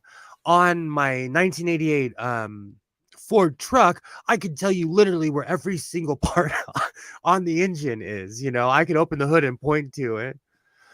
I have 40 yards of sewing. I have 40 yards of sewing. A few years back, I learned the grade of my own patterns. I would take any pattern, and that's one thing that I'm starting to get into is drafting patterns, because there is all kinds of funky stuff I want to make. And like I have a scanner. So I definitely want to get into that side of drafting patterns. That's actually something I've been getting into. I'm all about honing my craft. Like, that's why I bought that quilt book. I love the designs, and I incorporate some of them into my own designs. I wish I knew how patterns works. That's the one crazy thing about making a quilt. Oh, I should go grab the jacket, but it'll take me a second. I wonder if it's in here. I've made a few things like a quilt, but then I put it on a coat. But the one thing about certain skills, you just you acquire them, and then you keep going and build on that. Junie, I miss you, Junie. You're hilarious. Right, all the cars now, exactly. All cars run on computers, so like it's sad. And I can't say I used to be a car guy, so it's sad that like nowadays I have no idea how these things run whatsoever. Even and it takes me back to sewing machines, like my first embroidery machine is kind of starting to stutter. It's doing all these things, and I'm doing all kinds of troubleshooting, and it's not coming along. And I've made a few phone calls. I've like read the manual, and I basically need a degree in engineering to take that thing apart at this point. It's really crazy how intricate that particular sewing machine is. But something like this, made in 1904, I'll just put some 3-in-1 oil on it, turn it upside down, and literally start turning it, and it will eventually turn over. Technology's funny. I was thinking about making something, but I always end up sitting here and ranting. So, butterfly on my wall, how's your seam ripping coming along? You know, when you make something, the seam ripper is your best friend. I have them all around. I used to use really sharp letter openers, but after putting holes in t-shirts, I've learned to master the seam ripper.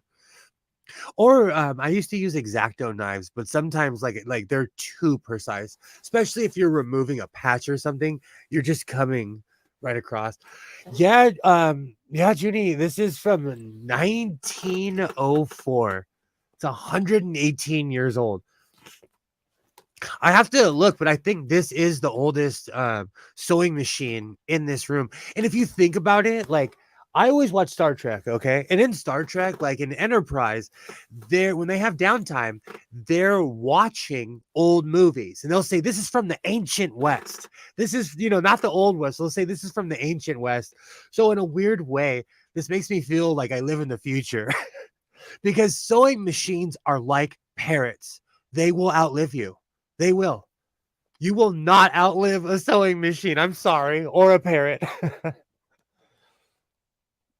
Yeah, seam rippers are dangerous. I told you, Skits Crasher. I'm timeless. I do love that look on people's face when they find out my age. I love that look when they're like, "You're how old?" It's my voice, really. It's deceptive. It doesn't my voice stopped at a certain age. A very good friend of mine, I disappeared all throughout my 20s. People hadn't seen me in a very long time.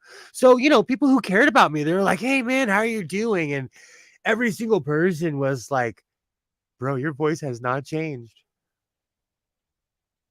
"Hey, mister, how are you? How are you?" Yes, I am. I'm kind of keeping that one secret because I always end up showing my projects and everything in progress. And that one, I just kind of want to throw on everybody because it is the most awesome pattern I have ever come across. And because I'm always out there picking and looking for new things, oh, cool. Finished dripping, doing serger. Now we're putting this thing together. That's Texas thing. See, I can't even say it with my California twang. Oh. So I am putting that together, but it is an amazing jacket. I also saw a really awesome pair of pants that Andre 3000 was wearing. They were blue and black stitch, and they were amazing. Absolutely amazing. So I'm thinking about making a pair of pants like that too. It's true. In California, like I have a total California accent, so I don't try to pretend. And I'm really bad at accents. So you won't catch me doing too many accents at all. It's almost disrespectful to the people. That's how terrible I am. Oh, absolutely. Patchwork is tricky. And that's the one thing I'm coming across right now. Speaking of seam rippers, this is one of the most intricate patterns I've ever come across. And so I've made a million mistakes. It's good though, because people I'll do the same thing over and over and I start getting cocky, and it's good because this jacket is checking me and it's like, nah, man, you gotta hone your skill. You can't just hop on the project thinking that I'm the hottest thing on the block. So I've definitely learned a lot of lessons while doing it. But I'm definitely thinking about making those pants. They were awesome. They were absolutely awesome. And the blue was like this electric blue with the black, and it had white stitch like I do on some of my projects. So it was absolutely awesome. I'm definitely gonna make those Andre 3000 patch pants, I should say. If you scroll up to the top, it should be there. If not, I'll throw it in again.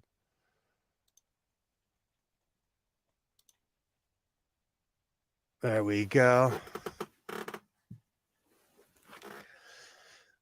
But yeah, I'm definitely looking for new ideas because I absolutely love making clothes.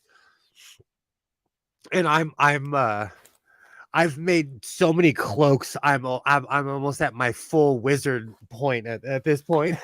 I've almost gone full wizard. And I keep this well, you can't see it because it's hidden, but there's a cloak back there that I keep because it's so huge. I have to like stand it up. I can't keep it anywhere else because it's so humongous. That was actually when I made that, I had no idea what I was doing. But, through trial and error, I learned how to make amazing bulky cloaks. And I'm not above saying I've watched a million tutorials on YouTube. I have watched a million tutorials on YouTube. Especially if I don't know anything. There's nothing wrong with that. That's awesome. That's awesome. That's a skill I want to learn. I'm subscribed to quite a few people on YouTube, and I'm subscribed to a few people who make purses and stuff. Hey, Yeah. how's it going? Going good, brother. How you doing, man? Great. Living the dream, as they say. So, have you ever made like headwear, like these kind of hats? No, but I could. I've made like a million kufis, which is like the African hats. I make it's so funny.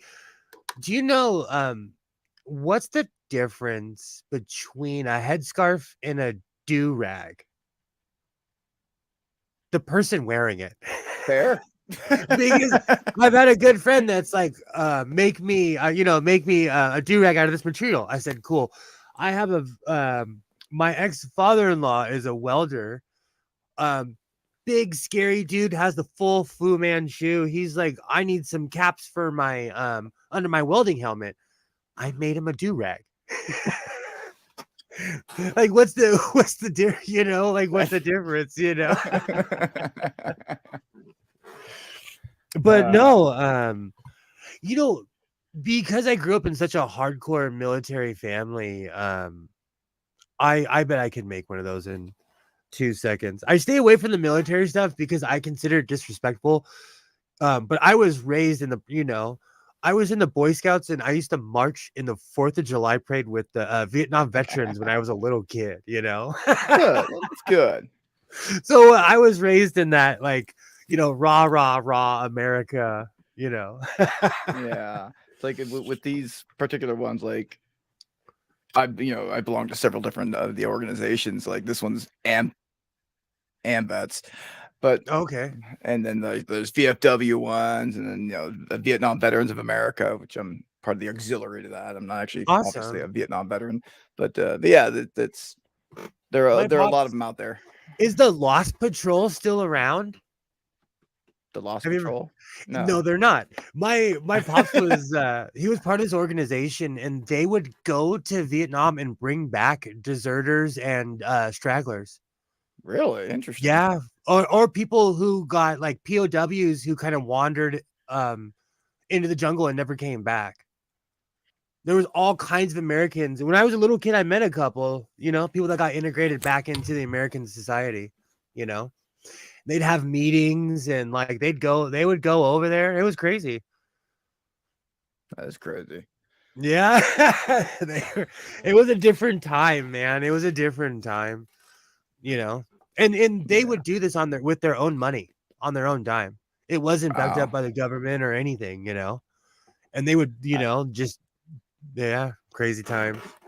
I know a lot of the Vietnam vets that I talked to. They've gone, if they had the means, to go back to Vietnam as more of a like a counseling as a way of coping with what they did over there, and. Oh, definitely. My pops got therapy all the way up until he was almost in his 70s, you know. I'm still getting therapy from what I did, yeah. But yeah, and that's it's a good thing that it's available, because when Vietnam vets first came back, it really wasn't available for them, and if anyone needed it, was them. And it's funny, those are the guys who are at the airport telling people, thank you for your service. Because they know how it is to not be appreciated and be screamed at, and told horrible things, Absolutely. I always thought that was. Oh, go ahead. I always make it a point to not only thank them for their service, which is kind of a weird thing for another veteran to say to another, but also welcome home. Yeah. I always welcome them home, because they never got the welcome home that they deserved. I agree. When I see someone on a Greyhound bus, I'm extra nice, because those are awkward rides home, military or out of prison, both of them awkward Regardless. rides. Well, you live in NorCal as well. Like, if you've ever taken a Greyhound, California has more prisons than Texas. I used to be a correctional officer too. Yeah, exactly. Every major stop is at a prison or at the town wherever a prison is. So, if you're on a Greyhound, there's high probability you're gonna meet an ex-inmate. Fresh, literally. Fresh former inmate. Yeah. He has a little baggie full of his stuff still. Literally. There was one time, my ex-wife's dad lived in Stockton. So we'd always drive from here to Stockton all the time. He actually had a nice plot of land out there. Out in Stockton. Even though it was Cowtown, I loved going to his house, But I don't know if it was Delano or one of those stops. I'm getting gas. And you want to talk about time travelers? This guy was dressed like the Fonz. I mean, real leather jacket, the pants, everything. And he was like, I've been in jail for 30 years. They kind of just let me out of the prison. And freaking, he showed me all of his paperwork and everything. And I gave him like $50. I was like, the world stinks, bro. Here. The world's a crappy place, dude. It hasn't gotten better in the last 30 years, brother. And then this is when Isaiah was a baby. So this was 12 years ago, man. This was a long time ago. My dad struggled with PTSD until he passed. God bless his service, man. Absolutely. He I always give my dad respect, because he never took it out on his family, but he was a calm guy. Like, he was really good, but he had a bayonet scar across his chest. He was a pincushion. Those Nam guys, there was crazy stuff that went on with them. Absolutely crazy stuff, I'm actually working with a vet right now who, he got shot in the head while in combat, right? In Vietnam, and they just kind of neglected to give him a Purple Heart. And the problem is, since he was shot in the head, his memory's a little fuzzy on the situation. They're like, I'm sorry, you can't give us the details. I'm like, he went to Vietnam without a bullet in his head, came back with one. No, I'm laughing because I had a friend like that, and we would play pool, and he'd look at me and be like, am I stars or stripes? Like in the middle of the game. It keeps you honest, man. I never cheated. I always told him the truth. It keeps you honest, Like, am I gonna lie to this guy? Even when he was killing me a couple times, I'm like, nah, you're winning, bro. You're winning. Yeah, head injuries. I always jokingly say, we're one head injury away from forgetting who we are. Oh, for real? I was in a major car accident like 2018, 2019. And you are one slip of the wheel away from changing your life. It took me a month to learn how to walk again. Damn. I got lucky. I got lucky. And the funny thing is, I was standing for 2 days after my accident, and then all of a sudden I couldn't walk on the third day. You know, I don't know, something happened. Something happened. Well, I woke up. It's the weirdest feeling. I woke up and I couldn't move. And I didn't panic because I could still move. I could still but everything was just pain, you know? So it was bad. Yeah, it was bad. Yeah, man. That's what I say. No matter what, no matter who you are, what you believe in, what you don't believe in, appreciate what you have, because it could change in a heartbeat. You know? Yeah, we're all one accident away, one paycheck away, one. It's. I was pretty crazy on motorcycles, and ever since my son, Isaiah has lived with me since he was 2. His mother and I split up when he was very young, and I quit riding crazy. I quit I don't. When you're younger, you don't care. When you're older, you realize your mortality. Like, okay, if I do 110 and hit this car, it's gonna be all she wrote. Game over. Yeah. So it's one of those things. And it's growing up too, for as much as I still ride from time to time, I love one person sports. I still have my surfboard. I have a 625 fin Silver Strand above my head. I still surf, man. I got my snowboard up there. Exactly. See, Californians are not that stereotype. We're outdoorsy too. When I lived up north in Oregon, I was like, wow, you people are outdoorsy. In Washington as well. Well, more outside of the city, people are real outdoorsy, Oh yeah. In California, we hang out in our cars more. Yeah, it's funny, so many stereotypes for California, and it's like California's big. From my house to the border of Oregon is 9 hours. Yeah, only a couple hours for me. Booking, and that's booking. That's man. When I get out in the middle of nowhere, I'm like, I know there's not a cop out here. And that's me. There was one time I made it to my house to Phoenix in almost 4 hours. I get to where I used to live, and a friend of mine was like, "You're lucky you're lucky you're not in jail," because it takes a good 5 hours, but I was flying. The whole time. Places to go. The desert, for as much as I'm a desert dweller, when it's nothingness, I'm foot to the floor, when you're out in the middle, and especially the 10 freeway between Los Angeles and Phoenix is out in the middle of nowhere. When you're driving to Vegas, at least from LA, it's more mountainous because you're driving through the Sierra Nevada mountains, but Arizona's flatland. Not like Texas. Have you been to Texas? I've never been to. Oh no, I've been to Houston and Sugar Land. Okay. There. Flat is.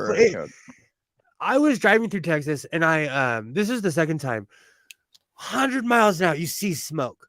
Texas is so huge that there was a fire out in the middle of nowhere, and they let it burn. On my way back, it was still burning. Just let it burn. It'll be all right. In California, that shit goes down.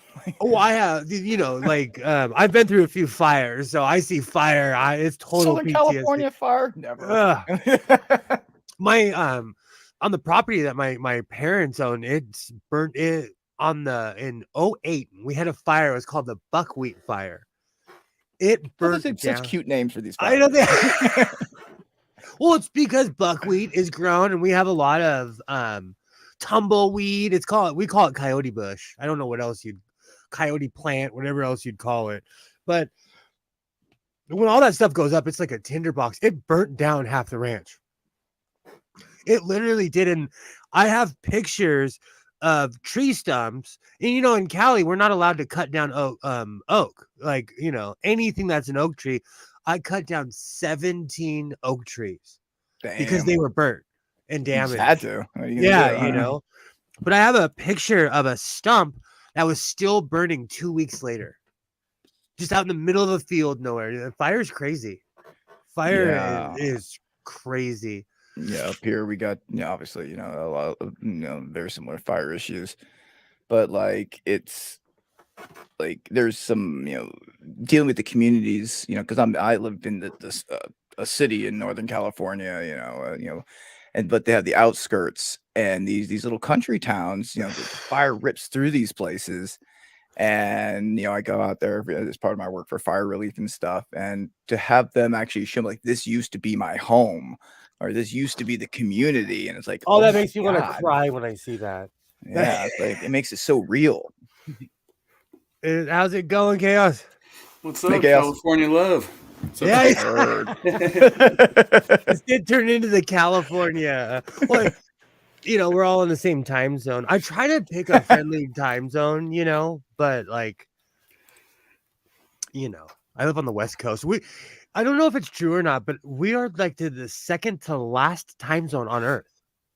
Yeah, right next to Hawaii, right? Yeah. Well, I thought it was Hawaii, but then I think it's like the Solomon Islands are the first time zone, or like the last. I'm sorry, the last. It's Right. the strangest thing.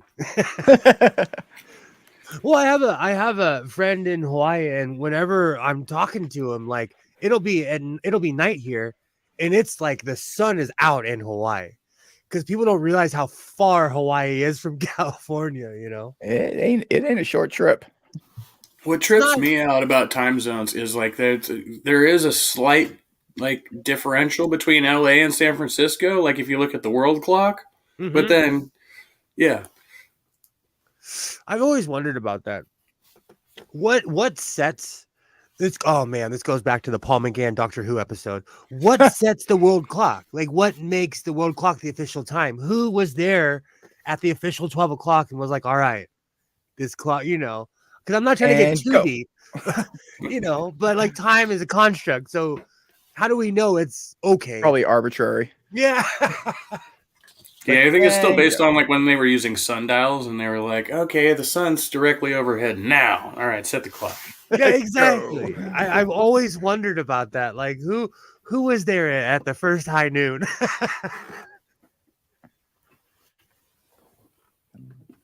It's one of those things. But being in California, like, it's cool for sports because I always end up catching the early games and everything. But like, there is that East Coast Go fire. Niners. Yeah.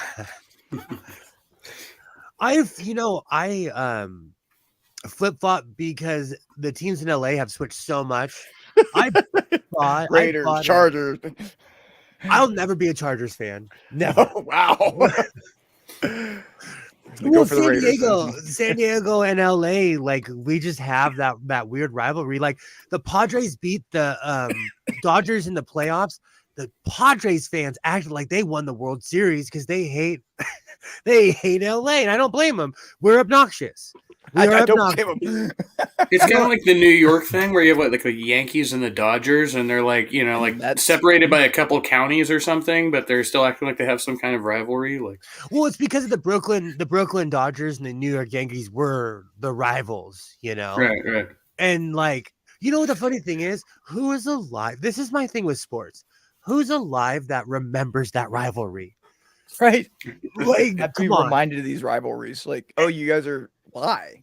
At least the Giants moved to the West Coast, because the New York Giants were basically they were the Mets, and so they moved to the West Coast. And so okay, the Dodgers have a real rival with the Giants, but the Yankees are literally in a different league on 3,000 miles away. That's one thing I was thinking about making. I was thinking about getting into making bootleg sports jerseys because I found this really cool material, and I have a fake Nolan Ryan jersey. Nice. And I was like, I could totally redo that. And I bought it at a thrift store for like $1. And I was like, why is this so cheap? Then I looked and I'm like, oh, it's a real life knock. But I have a real Kings jersey and I have what's considered a knockoff jersey. I got off a website for $50. I really can't tell the difference. And I sew and I can't tell the difference. So What would some be of the these, ethical implications of like forging a signature onto that and seeing how much you can get for it? You know. I it's think one of one of the those criminal things. implications. You It's one of those things like if you can sleep at night, know? No, but I was thinking about and I'm not gonna start making not knockoff jerseys. Oh, that fire in California was insane. Yeah. And even when it gets windy nowadays, I'm like, oh, here we go again. Here we go again. Mhm. But I'm anti-slave labor, okay? And because I'm That's odd a strong body, position to take. I know. no, but that's why I don't. But that's why I do not necessarily rock Adidas or like Versace or a lot of these like $1 million fashions are made by slaves. Like I Yeah, was and saying, it's oh, go so ahead. hard because I love Adidas clothing. Like, and it just generally speaking, like a lot of their stuff like looks really good. But yeah, it's a tough moral dilemma there. Like, can you just have somebody make this for a decent wage, or no? it, For real. that's my whole thing. Like with Nike, when I really started looking into it, I was like, wow, wow. And my father was like I don't know what it was. He would just always be like, nah, bro, you don't want to wear Nikes. Maybe because he went to those countries and seen the factories, I don't Went to know. Bangladesh and saw Yeah, what's going down. he was a world traveler. But the cool thing was it was like the late 80s and the 90s. So I just get skate shoes, I buy a pair of Duffs or Etnies or something. But I was never that cool. The other thing about like Nike is they're like a super white brand. Like they were all about like, you know, tennis and shit. But then, when they could capitalize off of, like Air Jordans, they were all Michael about that. Jordan. They're like, yeah, let's go do that. And then they ran with it as far as they could. But it's like, They no, still are. you're not actually doing anything for the brown community. You're just capitalizing off of this one guy's success or whatever. It's like, how many people have been shot over a pair of Michael Jordan shoes? right. How many people have been stuck on like still to this day, my son, he has a pair of shoes. Like I bought him a pair of Air Force Ones and I tell him you can't wear those to your mom's house because he goes to the park sometimes and I'm like, I don't know what I would do if someone robbed my kid for his shoes. I'd be out looking for him. Oh, those are nice. Those are nice. Some LeBrons. So I don't know, but I bought a pair of Nikes at a thrift store, and I bought a pair of Nike Cortez at a thrift store. That's just because I'm stuck in the 80s and 90s. But I feel okay, I went through this really weird phase. There's a thrift store where it's closed now, but it's conglomerate with another thrift store. It's the San Fernando Valley thrift stores here in LA. And what they do is they get clothes. Like if someone's house gets raided, the cops donate all the clothes to this place. I have like find like a jacket with an 8-ball in one of these days. Dude, I bought I have a bunch of like white pride t-shirts. A bunch that I would get for like 50 cents or like a quarter. They'd sell them. And these places that I would go to, some of these stores, if you don't speak Spanish, you shouldn't walk in there. And it always tripped me out. I have this one shirt. It has Betty Page on it, and it says pure white clothing.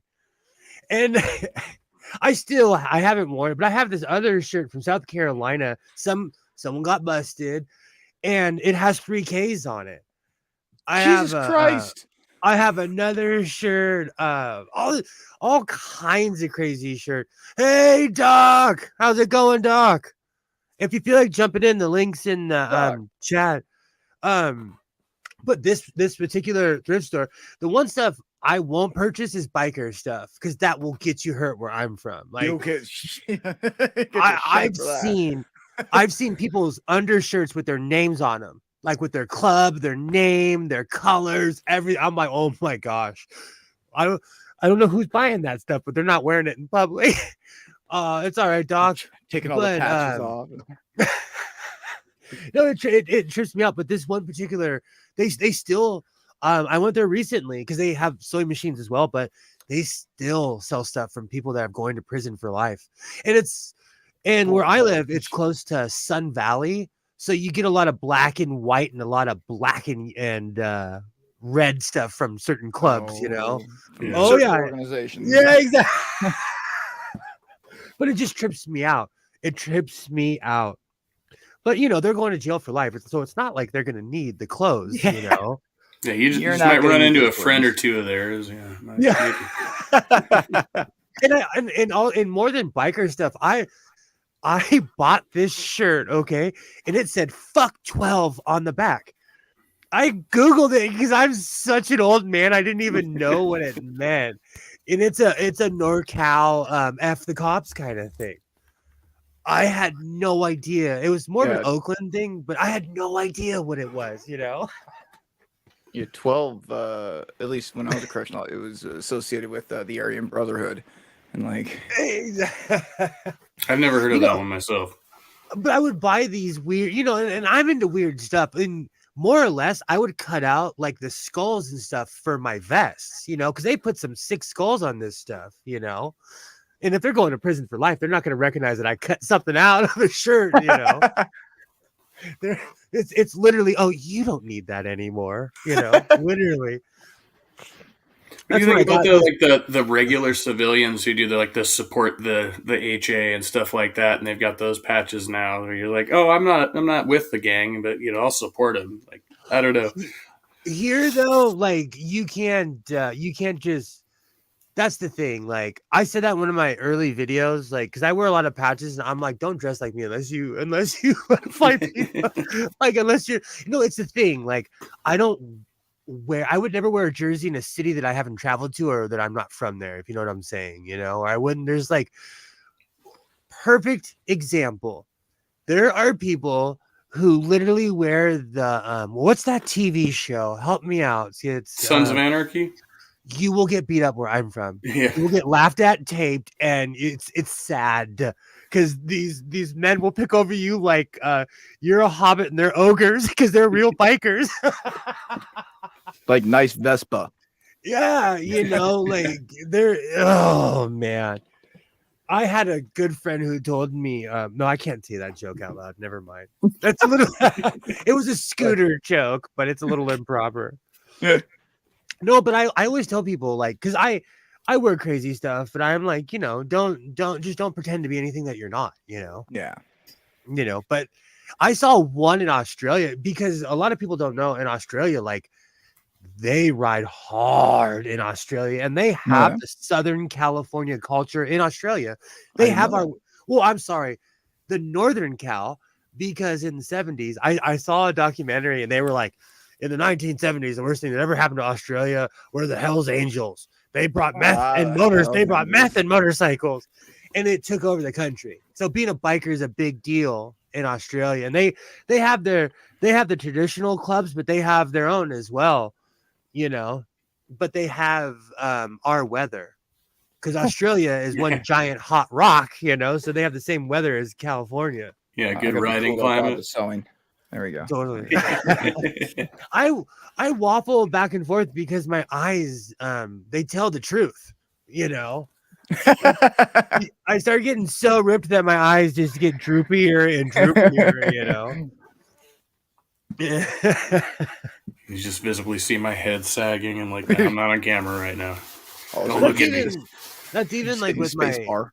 With my cowboy stuff, like where I'm from, you will get clowned if you wear a cowboy hat and you don't know how to ride a horse.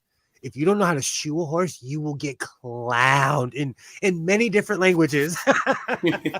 For real. So don't wear the boots unless you know what you're doing, you know. But you know, it's like that anywhere. Like if I lived in Oklahoma and I did, you know, they'd say you're all hat and no horse, you know. My congressman, whenever you see him, is wearing cowboy hats and a cowboy boot. Or wait, cowboy hat and cowboy boots. our sheriffs started doing that. And it made me so mad because I wear a white cowboy hat. And I don't know if it was a dog whistle. I don't know if it was something because our head sheriff was Hispanic, but it later found out he got voted out. He was part of the Banditos. Oh God. Our Viragosa, look it up. Like it made me laugh so hard. No wonder like crime LA turned into Gotham City, you know? Seriously, right? But they started rocking white cowboy hats, and I'm like, no, you are not allowed to take my style, dude. Like Mine. It's but appropriation. our sheriffs made white cowboy hats a part of the uniform. So I'm hoping that the new sheriff is like, take that crud off, you know. Yeah, you're not in Texas, boy. Get out of here. Now you wear two hats. In like in certain cultures, wearing a white hat, like you're jefe, you're el jefe, you're in charge. Right. You know, wearing a white hat is like being a part. Like in Mexico, it's being a part of a certain cartel or something. You know what I'm saying?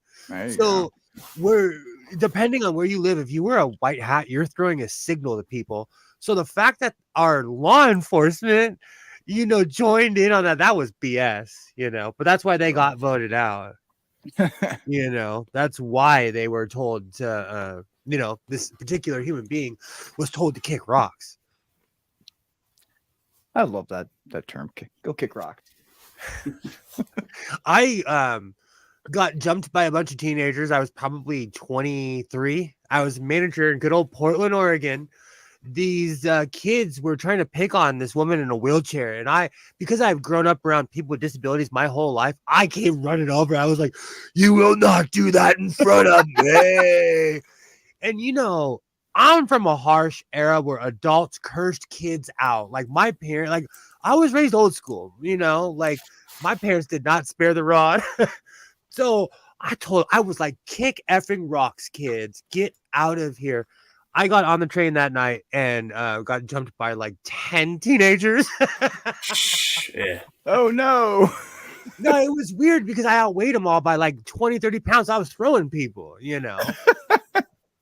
It was just weird. It was just weird. You know, they weren't hurt. They weren't punching to hurt me. It was more of a strange experience than anything else. Like a group of foxes like biting at your ankles or something. Like that. Well, yes, that's exactly.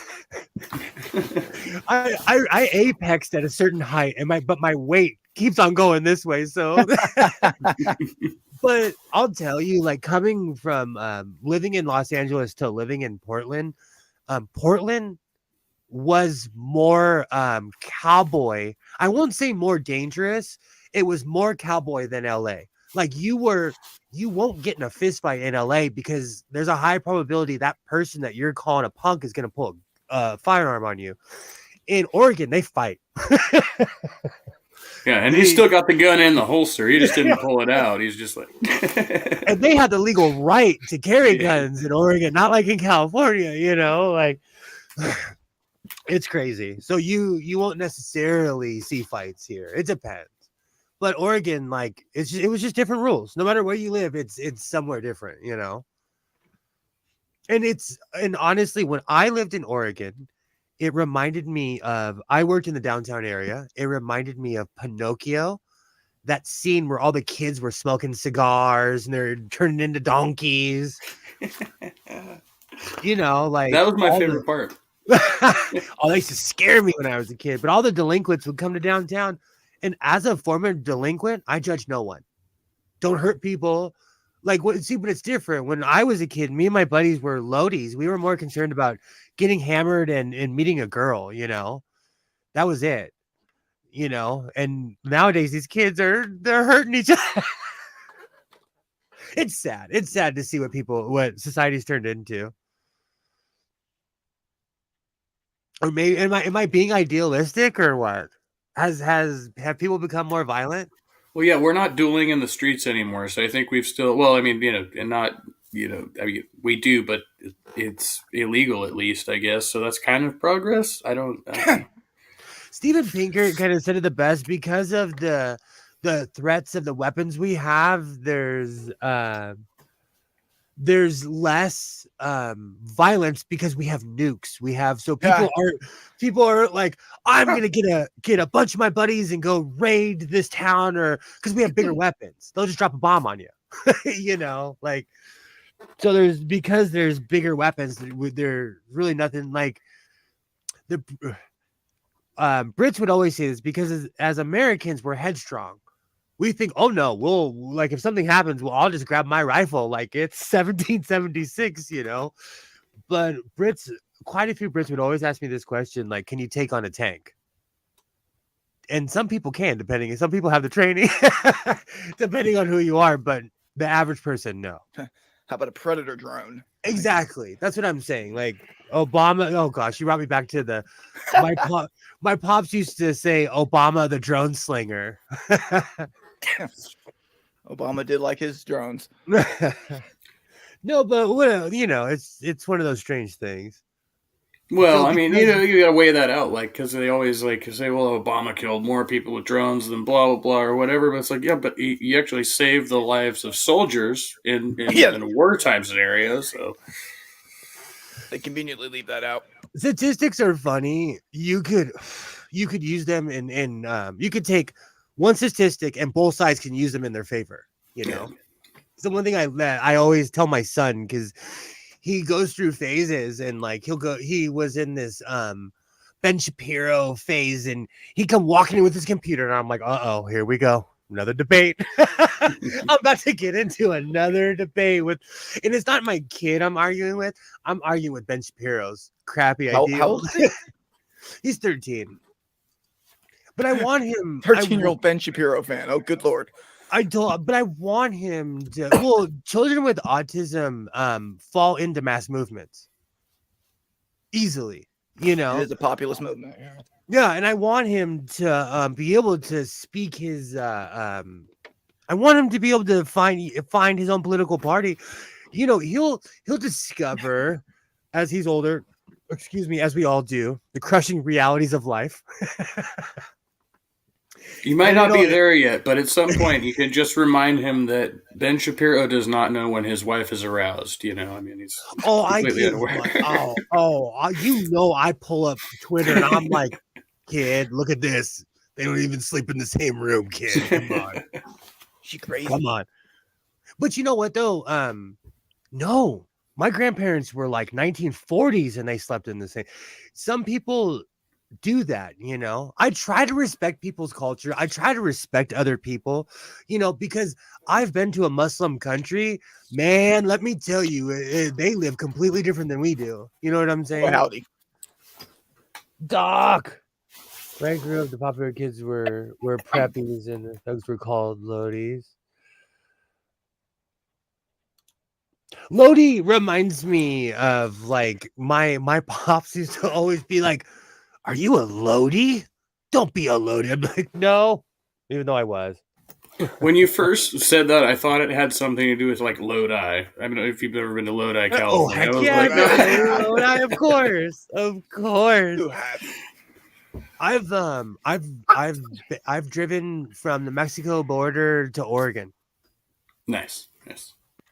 Yeah, that's the beautiful thing. A lot of people don't know the 5 freeway goes from Guatemala to Alaska on the West Coast.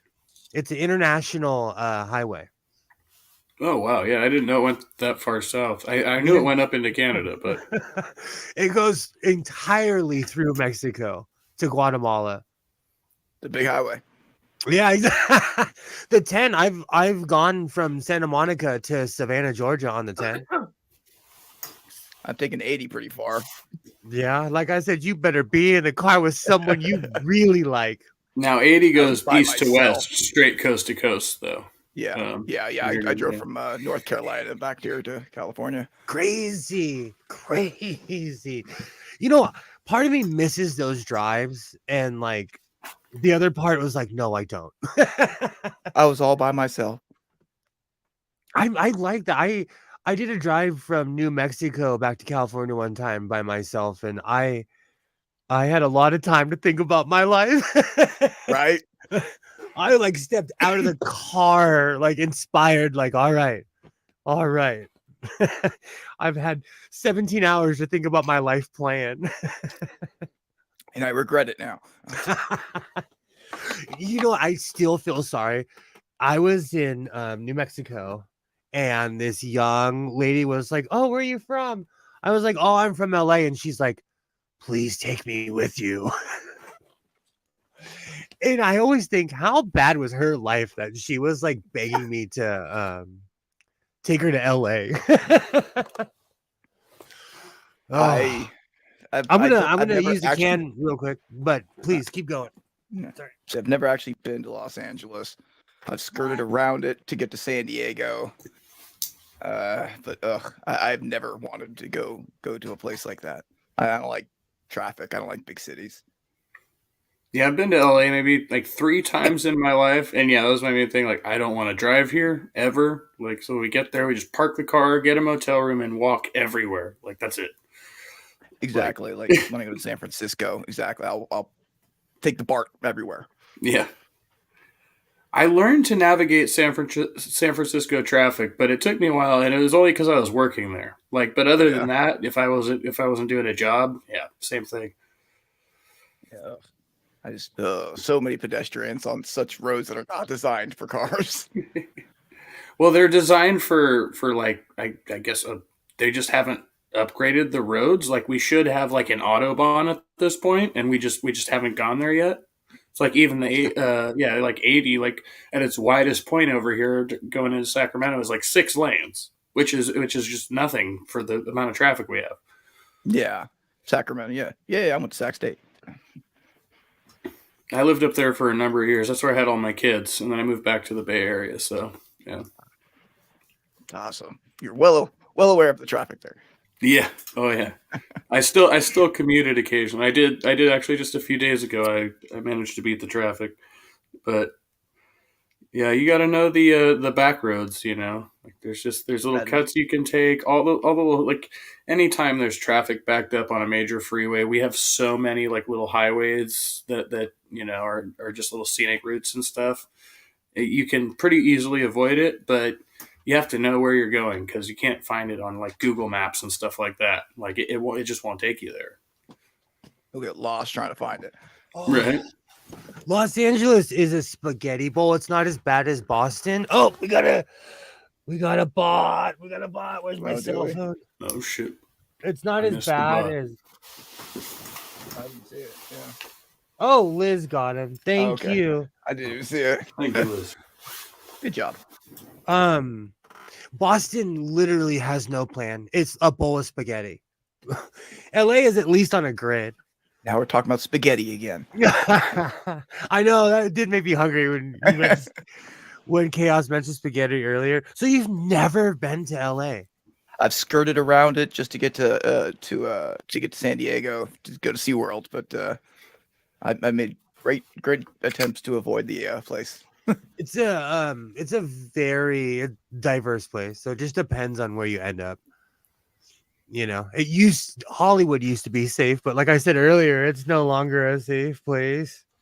It's really sad because I lived in Hollywood and like I had that stereotypical like kind of bohemian experience in Hollywood, and it's sad that people will never get like a generation won't get that ever again.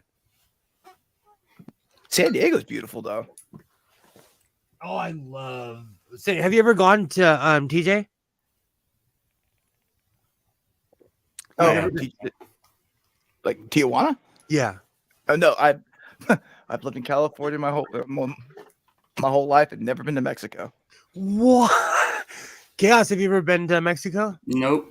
I was supposed to. I had a tour book there like 10 years ago, and then my ex talked me out of it, so I never went. My when I was 16, my friends took me there because in Mexico their legal drinking age is 16. Yeah, nice. So on a Friday night, and this was back when you could cross the border with your ID. I'm ancient. I don't know. Don't take any medical advice from Godless Sewing. I don't know.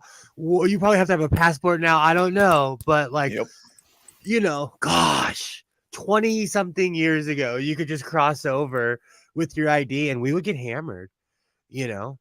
We would get hammered. We were Dumping them kids, across like border. little kids in a foreign country. Now you'll die. Well, I don't want to get too deep into the politics about it, but the president, before he basically got all the cartels together and was like, you get this part of the country, you get this part. And so they had peace. So they were able to have tourism. The president that came after him declared war on the cartels, and now it's just complete chaos in Mexico.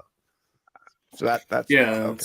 that's kind of their ulterior motive, the cartels. And I think they were able to leverage that to where they don't even really have to do much. They just kind of hype the fear that they will cause chaos in those tourist areas, and that prompts the government to back away from them. And lately they've had some really hardcore shootouts. Like Cancun, much like Hollywood, used to be a neutral area, and now there's shootouts at Sandals resorts and stuff. And even the gangsters would leave that stuff alone because they knew that makes money for the country, and it's Right. no And longer. them. But you know what? And I always think something's generational. You know, I'm not an ageist, but I'm always like, oh, this generation or that. It's just, but I always say, who taught them?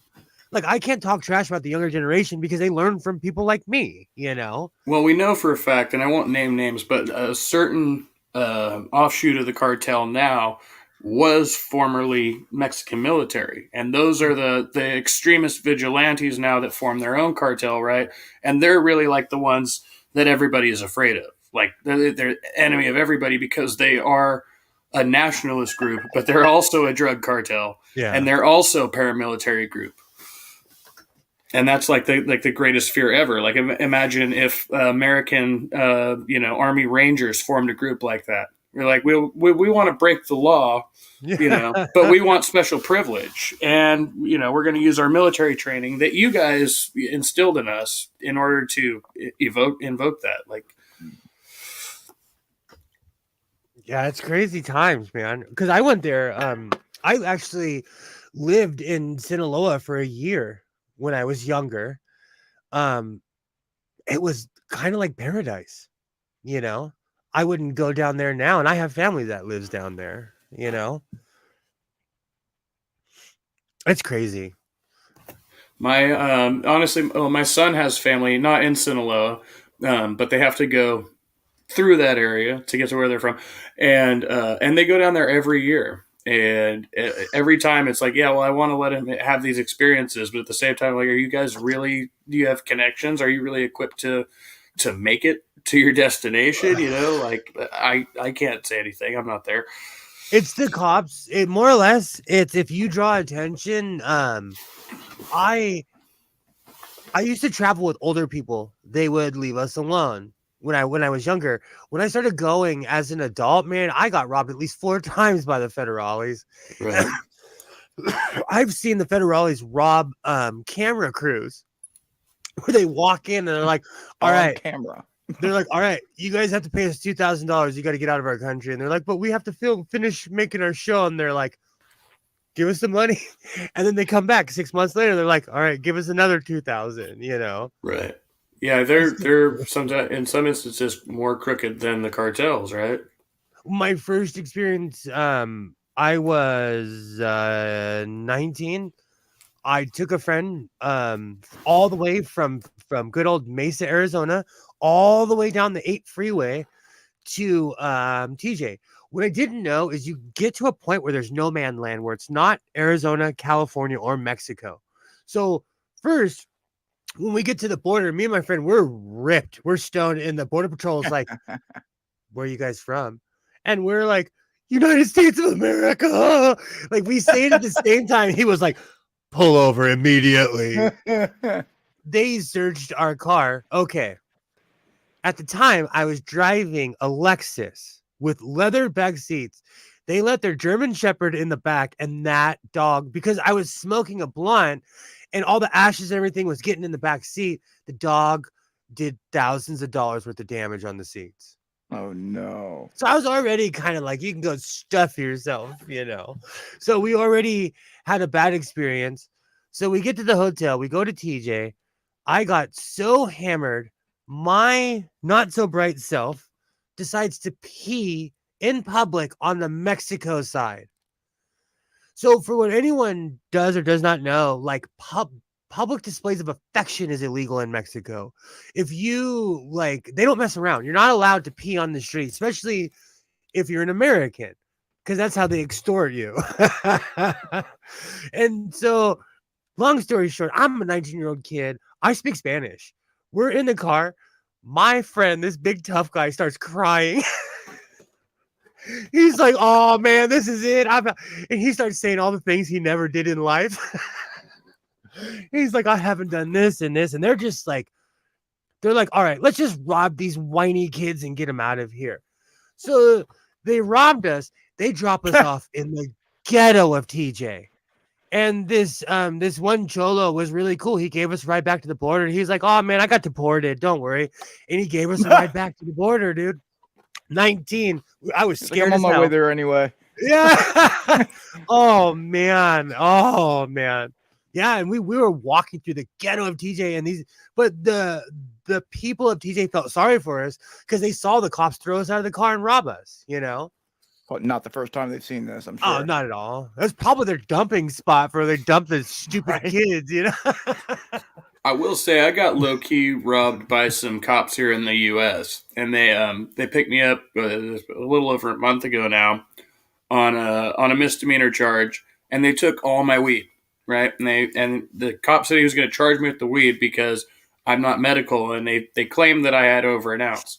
So they took my bud, my hash, and the shake that I had, which was the majority of it. I had a big bag of shake I had gotten, like for edibles, and I took that, said they were going to charge me with it. And then the DA, mysteriously, decided not to pursue the charges. But of course, I can't go retrieve my property. They're not going to give me my bud back. You know what I mean? So I was like, totally. okay, That's fucked up. They do that here too. It depends. It depends on the cop though, and that's the problem. It just, even in foreign countries, even here, it just depends on who you're dealing with, because it's so arbitrary. I'll tell you the honest truth. It is so arbitrary. In my experience, besides once, I have not had a bad experience with the California Highway Patrol. I had a jalopy VW Rabbit that should not have been on the road. The cop pulled me over and instead of towing my car, took me to the DMV and helped me get tags right then and there, which is impossible in California. So they're not all, I always say Aqaba, but they're not all bad, They don't have to be, because the sheriffs are so corrupt. The CHP doesn't have to be corrupt. Yeah, I think CHP is probably one of the least appreciated. Like they're out there most of the time when I see CHP, they're out there actually assisting with accidents or stranded motorists and shit like that, and they're so underappreciated. I mean, and sure, they probably have a few bad apples who stop people from nonsense as well, but yeah, it's not nearly as bad as some of the city and county guys. I got pulled over and this guy basically told me, "Oh, you can afford to pay this ticket." So he gave me a $3,000 ticket because of my address. Holy crap! I'm like, what was that? Because most of them have a cap, right? It'd be maximum fine 500 or something. Well, in Cali, in Southern Cali, our laws change, so our tickets start at 1,900.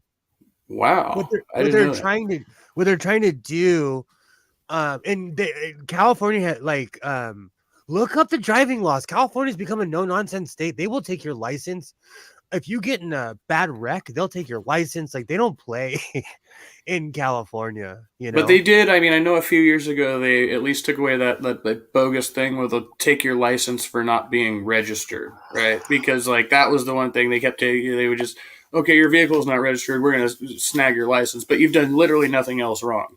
They stopped doing that, but.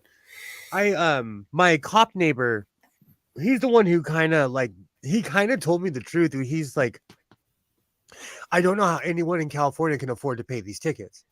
Right. And in our area, if you get a speeding ticket, it starts at 1,700. If you get it's just, and it goes up exponentially from there. And it's a long story, but Me and this guy got road ragey. He was throwing up gang signs and called the cops on me. I have my eyes on you, Ventura, California. You need help. Don't act tough unless you are. You know, I was in Ventura. I made a video about it. The cop towed my car and everything. It cost me like almost $6,000 in the end. Ouch. Yeah. Oh yeah. Yeah, they took my license for exactly that, for having bad registration and a failure to appear, and it took me like a good 3-4 years to get it back, and that was like almost $4,000 just for that. Do you know if you lived in Arizona, they would literally say, "Oh, don't do that again," and give you your license back? Right. Or like different. Not. I know Arizona state law, but like California has some of the toughest driving laws, which certain laws I understand. Like, I'm sorry, get off your damn phone. I have a truck. I have literally driven past people on Facebook. You know, like it's not that serious, bro. It's not that serious. For real. Like, One if I time- could look down and see your social media, get off the effing road, buddy. You know. But I got a misdemeanor citation once for exhibition of speed, and it was because I peeled my tires out. A fucking yeah. misdemeanor. Like, and here's the hilarious part about it. I was in the sheriff's department at the time, so I go to the judge, not guilty, and they set up a court hearing because it's a fucking misdemeanor, and the cop, we were in the same department, we were both sheriff's department, and our undersheriff says, just, you're not showing up to that court date, dude. Like, this is stupid.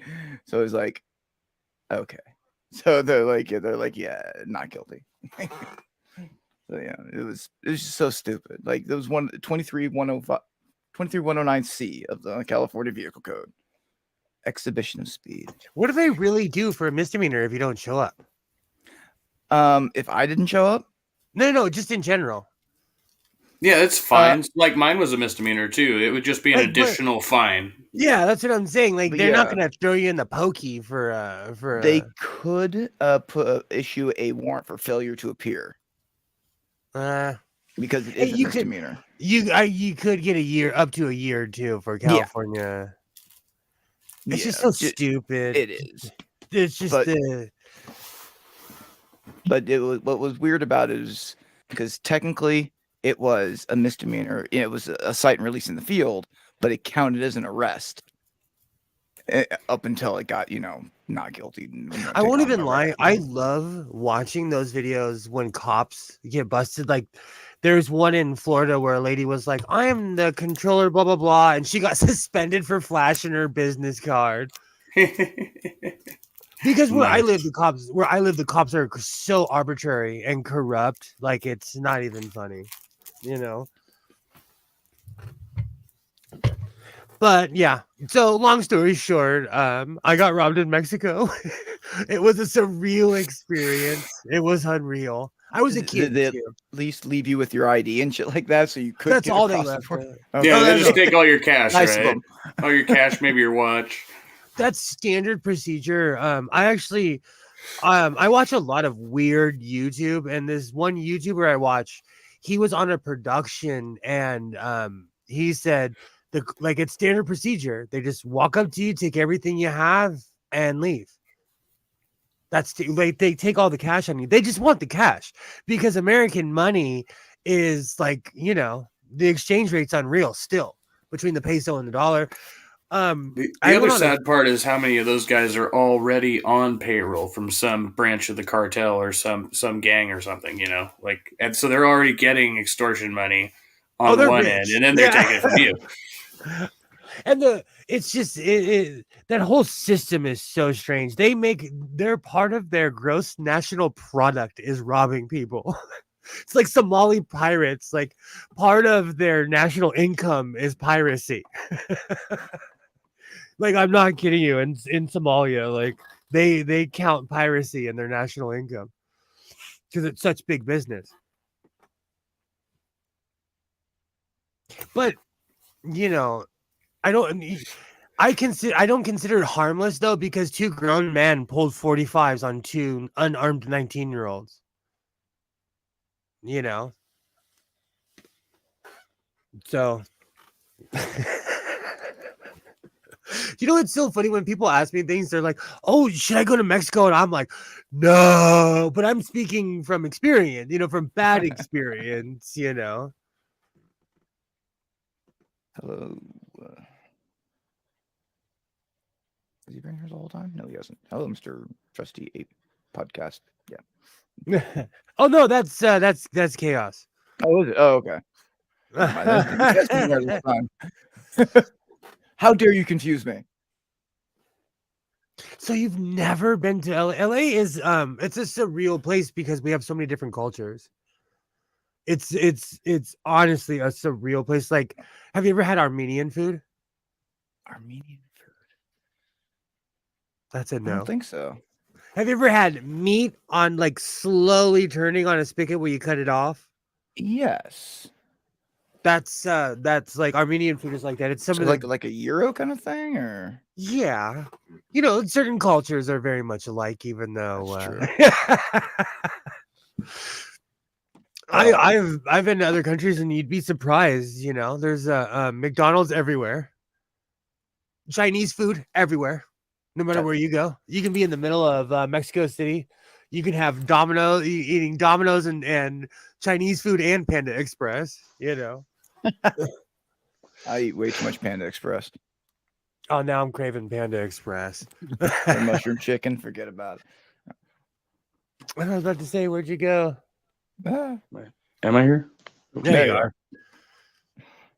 Sorry, I forgot to check my battery. My freaking Chromebook died on me, so I'm on the phone now. Oh no, it's the Isaiah Fingers of Doom. Yeah. He loves it when I'm streaming because I'm not griping at him to take a shower. I think that one's on mute.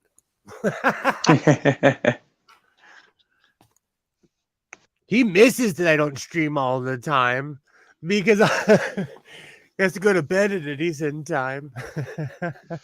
No, this is the end of the school year, so he has to like cram and turn in all the stuff that he's been procrastinating. I get real bitchy around this time of year. Like 8th grade. Yeah. So what do you guys think about this? I'll just throw this out of left field, but I made a StreamYard room for me and my kid because we've been doing mainly like video calls. And and so I made a StreamYard room for us so we can like watch movies and stuff together in the room. You guys think that's a good? I mean, I was like, I know his mom will probably get a little, whatever weird about it, but I'm not gonna like stream it live. But it's just like us going backstage and to do our call there so we can watch videos together and stuff like that. I think. No, I have a backstage that I created 2 years ago that's still there that I hang out all the time. All right, yeah. I think I'm gonna push that one. Yeah. No, I don't. I actually 3 years ago when I met somebody here on YouTube, we created our own backstage and we would watch movies all the time. Right. It was awesome. This person introduced me into a bunch of stuff I'd never seen before, and we'd watch it on StreamYards. Interesting. I don't I think do there's similar, anything, but with Discord. yeah, I don't think there's anything wrong with that whatsoever. Speaking of Discord, Isaiah has a girlfriend, and he talks to her on Discord. Nice. And they have their own channel and stuff or whatever. And I don't know. I have a Discord. I don't even know how to use it. But I should have him go on my Discord. He probably knows how to navigate it better than I do. Right.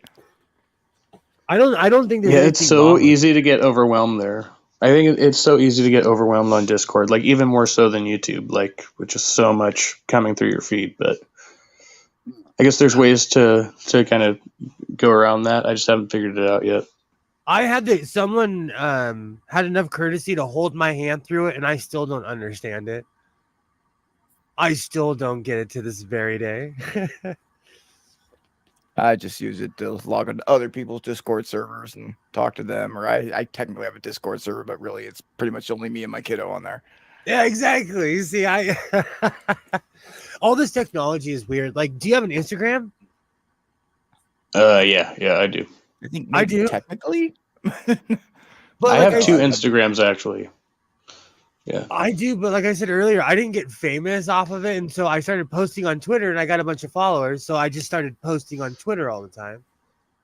So my Insta and my Snapchat are basically a place where mostly people troll me. And that's why I'm like, okay, so I have very little presence on there, but I'm still for some reason like on it. But like all I get is spam messages from like OnlyFans chicks and bots. It's like, okay, cool. And people trying to get me to join the Illuminati. That's another weird one. They're like, come to my website, brother, join the Illuminati. Do you know that's what my I'm Facebook there. is? My Facebook has turned into nothing but fake profiles. Like it's so weird because my uncle sent me a message and I'm like, what's up? And he's like, have you ever considered blah blah blah? And I'm like, what? He's like, you should buy blah blah blah insurance. So I get on my phone and I call him and I'm like, are you fucking selling insurance? And he was like, nah, bro, my Facebook has been hacked. When you know, he's in his 70s. When he says it's been hacked, that means someone's cloned his page and they're pretending to be him, you know. Actually, I don't know. I hear that older people, and I've known a couple recently this has happened to, older people are like prime targets because they tend to pick easier passwords, I guess. They just more basic passwords. They don't think like in those terms. And so they're just easier to like once you get the email address, then they could just, you know, run a whatever those things are, a worm. It's not a worm. Anyway, whatever the thing is that kind of just goes through a random list of passwords, and they're more likely to get in. Yeah, the forced guessing or whatever. Yeah. It's sad. I've received 2 phone calls in Spanish saying I was in a Mexican prison. Which leads me to believe somebody stole, like when I lived in Arizona when I was younger, and my identity was stolen, my ID, social security, but all you really can do is get a new soc. That's really what happens. Is when your identity gets stolen, they just give you a new soc. You can't change your last name or anything, you know, but so I get these rando calls, these really rando calls. And because I had a cousin who was incarcerated in ICE, I get weird calls from immigration too. Weird, like blah, blah, blah. And I'll just call them. And I'm like, bro, I know you're not in jail because you picked up your phone. Fuck. But scammers, they are out there. Oh, yeah. I had one actually got me so bad a few years ago. They got me in a compromising position while at work and in uniform, and they had gotten like a screen recording of me and sent it back to me. And they're like, well, now if you don't give me, you know, X amount of money, I'm going to send this to your friends and your coworkers. And I was like, fuck it, do your worst. I don't even have money, you know, like and then they got all blackmail. Well, yeah, and then they went for the sympathy card, sent me some picture of some woman in hospital and said, oh, this is my family member and we just need, and I was like, if you'd asked me that way in the first place, I probably would have felt bad, but now I'm just like, whatever, like, but it got to the level where I had to, I had to like put myself in a position where I was like, okay, this stuff might get leaked onto the internet, you know, it might be out there, I don't know. Night, Junie. Good night, Junie. It's great seeing you. Adulthood does suck. Do you know, someone used to always tell me, what's the saying? You have to grow up, but you don't have to grow old. Is that the saying? There's a saying, you have to grow old, but you don't have to grow up. I think I messed it up. Yeah, I think being old is a state of 50-50 mind shot, or right? something like that. I don't know. Yeah, it's one of those things. Definitely one of those things. It is a state of mind. I come from a family of senior citizens, and I was an oops kid. My parents were in their 40s when I was born. Wow. So it is a state of mind because my grandmother lived to be 99 years old, and when she was buried, she died with her original teeth too. I won't. Spoiler, I won't die with my original teeth. I would be surprised if I did, yeah. I'm like, maybe a couple of them, but yeah, most of them, no. The fronts are good, but everything in the back is just. But like I've already got falsies on my front too as well, my buck teeth, and I knocked them out rollerblading many years ago. That's standard for Americans, though. I watched this one satire YouTuber, and she also talks about life. But there was this meme, and it was like someone was holding back, and they were missing a tooth, and it was like everyone over 40 in America, and it's true. Most Americans are missing their back teeth because of our diet. It totally has nothing to do with our healthcare dental system. Not at all. I smoked cigarettes though I quit smoking cigarettes 4 or 5 years ago. I would compulsively blow smoke out of the left side of my mouth. I'm missing 2 teeth where I would compulsively blow the smoke out, because nicotine rots your teeth out. Yeah, we'll see. There's something there. That's true. That's true. Anything, like anything when you're smoking, like I smoke drugs and stuff too, and I find that I have that compulsion to one side of my mouth, and that seems to be the side I have the most problems with. And I think a doctor told me once something about the motion of sucking, because like drinking through a straw does the same type of damage because of the suction accumulated with the whatever thing you're putting in there. Totally. And I always thought, I'm glad you said that, because I thought I was kind of a freak I still blow smoke out of the left side of my mouth. It's one of those habits, one of those things that just become a habit. But there's no teeth there, so it's not like it's hurting anything. Yeah, with smoking, it's so habitual. It's like I find myself, I have to like consciously switch hands, like when I'm driving, because I will usually smoke with.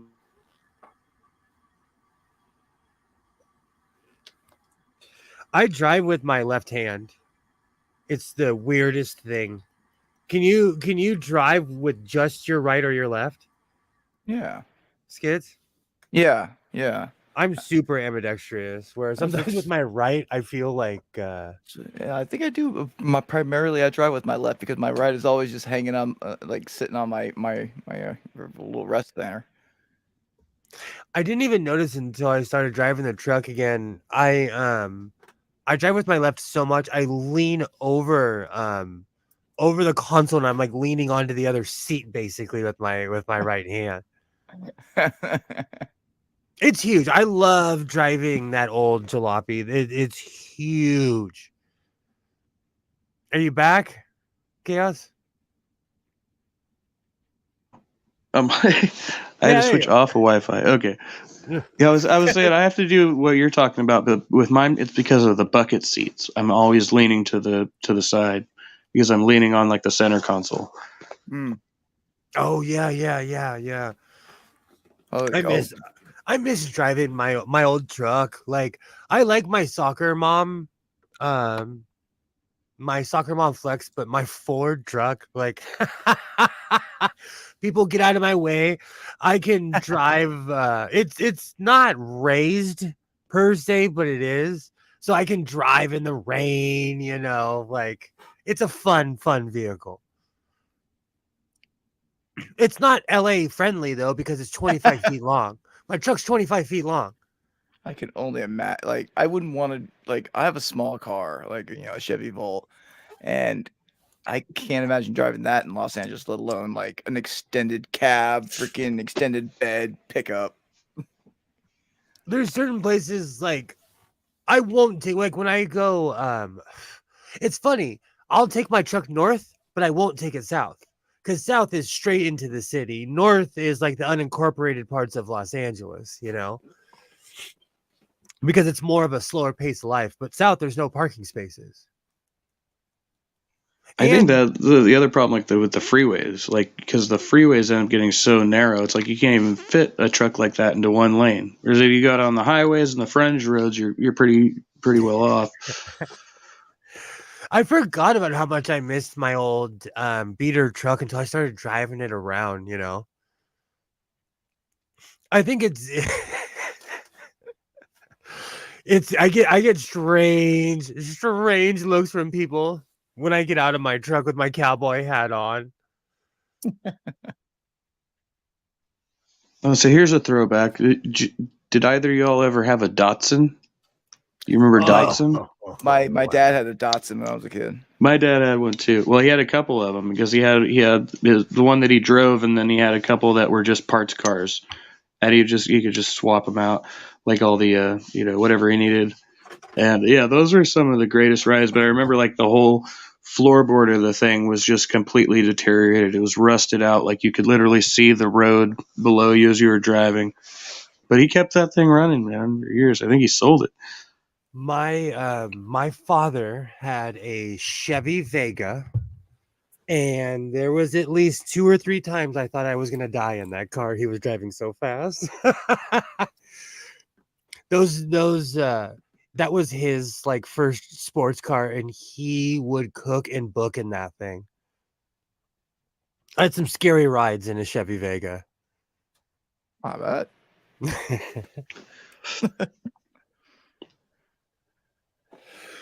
Thank you for showing up for my stream, Butterfly. On my wall, you are always invited. Thank you. I definitely want to hear the progress of your project. Thank you for stopping by.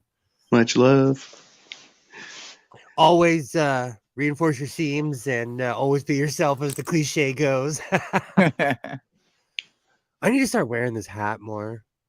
You know, cowboy hats, they don't fit until they're like almost disintegrated. It's like a baseball glove. The hat I wear now, I have sewn it back together like 4 or 5 times, and it just fits perfectly. For some reason I can't do cowboy hats. I have the fedora, and I have like it's like a floppy hat. It's like a vinyl hat, but it's kind of in the style, but it's like a woman's hat. So it's kind of like a cowboy hat, but with the reverse, the brim's coming down instead of going up. Oh, but yeah. anytime I wear a cowboy hat, I've never found one that like properly fits my head. It's always sliding down to the front, or it's like flopping around. It's just like never found the right one, man. I have a really big head, and one day I found the extra large section of cowboy hats, and I was like, you know what? My head can't get any bigger. So I kind of like 10-gallon hat. I always jokingly say that my head's too big for a fedora, so I wear a cowboy hat. It is. I just have a giant. Well, I always say I have an 8 head, but it's like 7 and something. It's Egghead. Hats are funny. Hats, fashion in general. You know, George Carlin told the best joke about cowboy hats. He's like, he was talking trash, but he's like, at least I picked a piece of clothing from this century. Like George Carlin would go off. He's like, cowboy hats aren't even from this effing century. And it's kind of true. I like the one he did about the number one rule for religion: hats optional. Yeah. I don't remember the whole bit, but something like that. He was the first person I ever heard say that the Pope wears a yarmulke. And I was like, oh, I was a kid. I was like, oh, I finally put 2 and 2 together. But being raised Roman Catholic, they basically are the same religion. Yeah, it does seem so. They're not too far off. Let's just put it that way. They're not too far off.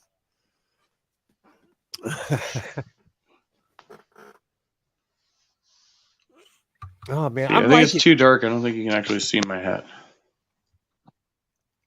My brother rocks he rocks the fedora, but he has to look. I'm more psychobilly, you know, hillbilly. Oh. Have you ever heard of psychobilly music? Oh, I love psychobilly. Yeah, Nick 13 is one of my son's favorites. If you ever get bored, look up Mojo, Nixon, and the Toad Lickers. Oh yeah. Listen to some Mojo. What's Don Henley Must Die? That song's great. Machines Ain't Music is one of the greatest songs of all. He goes off about people who don't play instruments but call themselves musicians. And he also wrote a song about the guy who stole a tank in San Diego. Really? in the 90s, the guy who stole a tank and like they basically had to open the hatch Yeah, and put him I out of remember that.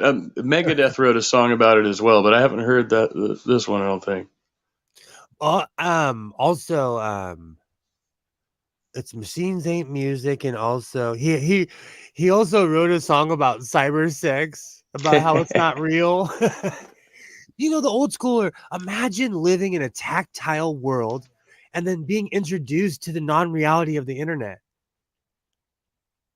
You know, like the old schoolers hate the internet. What we're doing right now, I know people that they just think it's dumb and they don't even realize we're just chatting, you know. But they're like, no, it's on the internet, you know, like Yeah, you people aren't real on the internet. yeah, exactly. I No, tell I was myself, I was super like reserved about like getting a cell phone. Like I didn't have a cell phone for years. I was thought like those people are just sheeple, you know. Like what's going on over there? I don't no, want people same. contacting me at all hours of the day. You know, leave a message. Well, But for me, it was an iPhone. The smartphone was like the beginning of the end for me because I went from having a flip phone to having an iPhone. And all of a sudden I could like watch YouTube on my phone. That's why I created a YouTube channel. From just obsessively watching YouTube on my phone. Bro, yeah. Thank goodness. yeah, I was the same. I wasn't even into Did I just lose this YouTube again? until I got my iPhone. Plus, like I had a painting job. I had a painting business at the time, and like, you know, I could just turn my phone on and watch YouTube while I was painting. I have YouTube on, like I swear to God, like everywhere. Like when I'm driving in the car, not that I'm watching, I'm listening to things, or when I'm at work, I'm always listening to something. Like if I like am just taking a 2-minute walk down to the ATM from my house, I put my headphones on, and I'm listening to something on YouTube. Same. I said this to Doc the other day. I live on YouTube. For real. I fall asleep to it. I wake up to. I'm like walking to the coffee maker. All right, let me see what notifications are on while I was sleeping. What happened in the UK, or you know, it's always some crazy stuff. I'm literally when I'm in the shower, I have a little spot. I put my phone and listen to Same. YouTube while I'm in the shower. Same. You know, Yep. what's really funny with my I just recently got this phone. It's just big enough where it sits on my towel rack Nice. perfectly, where I can like angle it where it won't fall. Just You know? right. I do too. I even I do the same thing. You know what though? I'm glad I'm not I won't alone. even I've actually learned a lot though, because I watch a lot of sewing content. I've learned a ton of different styles. People talk about I wouldn't have known about Sansisco or about slow stitching if it wasn't for YouTube. So for as much as my brain has rotted from like, oh, I can watch G.I. Joe, or I can watch, you know, like there's some of the strangest I things haven't on gotten past YouTube. that stage yet. Oh. I am following 2 gorillas, an orca, four like literally train stations. I like watching. I fall asleep to rail yards because it's just background noise.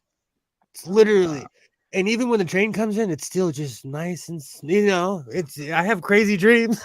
So, have you guys heard of this channel? It's like Nemo's Dreamscapes, and they just do like it's all vintage shit, but they'll just do like vintage imagery, like you're sitting in a drive-in, and then they have like music playing from the 20s or the 30s and a silent film, and it's like, but it's just like it's all atmosphere, and they just run Yeah, for hours and hours. It's crazy, like. I pass out to I love channel like that. Those channels got me back into vaporwave. Like all that weird I got right back into all that 80s stuff. I'm always looking because I'm so ADD, I need something to capture my imagination when I'm trying to pass out. So I started falling asleep to there's this one channel that has the Star Trek noises. Oh my God. Nice. I was just about to say, I literally, almost literally, fall asleep every single night, Like either if I'm staying at someone else's house, I'm playing it on my phone. If I'm at my house, I always have it on my TV. Star Trek Next Generation. Damn right. Every single night for the past like decade or 20 years almost, I've been watching that. So every Skates Crasher, I weirdly don't know why, but I fall asleep to Tin Man, Tam Elbrum. I love that effing episode. I've probably seen it a million times. It's a great episode. I It's a don't know weird one. why. No, because it's low level. Like that's the one thing about Star Trek is they're talking like this the entire time, and even in the intense scenes, they're like shields up, and that's that. Like, that's about Pew, pew. Yeah, exactly. They're talking, they're debating, they're talking about philosophy. I pass out. Tin Man is my good old Netflix. Now it's all on. Do you have Paramount Plus? I do. Do you watch the newer Star Treks? I watch Lower Decks. I'm obsessed with Lower Decks. It's I hilarious. love Lower Decks. I'm a hardcore Trekkie, so I watch all of the shows, even Prodigy. I'm in my 40s, and I'll admit I watch a Nickelodeon show. It's awesome. It's awesome. But I'm a Trekkie, and what they do with new Trek is they give you what you want. Like, have you seen Strange New Worlds? Haven't watched it, but I've heard great things. It's like every complaint they had about every other show, they didn't do it in this one. It's literally a prequel to the Kirk and Spock era. It's awesome. Oh, that's crazy. I like it, but then again, I'm a stan. People hated Discovery. I absolutely loved this show. People hated Picard. Did you like Picard? I liked Picard for its own thing. It was not what I was expecting or Agreed. wanting necessarily, but it was its own thing, and I can appreciate it for that. Have you seen season 2? No. Okay, I won't give it away then. Because season 2, they get a little bit edgier. Oh, even more edgier than spitting acid and people.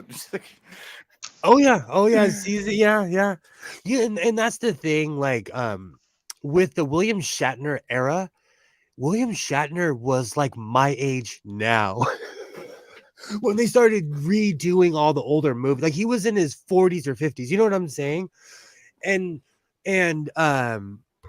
Jean-Luc Picard aged. He got older. And so he's much older than when they started doing the reboots with the original cast. Yeah.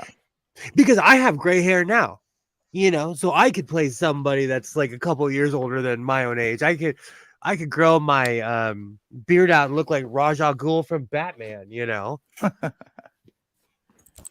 They just waited too long with Patrick Stewart. And I'm not an ageist. I'm not saying like Will Riker still looks good. He aged well.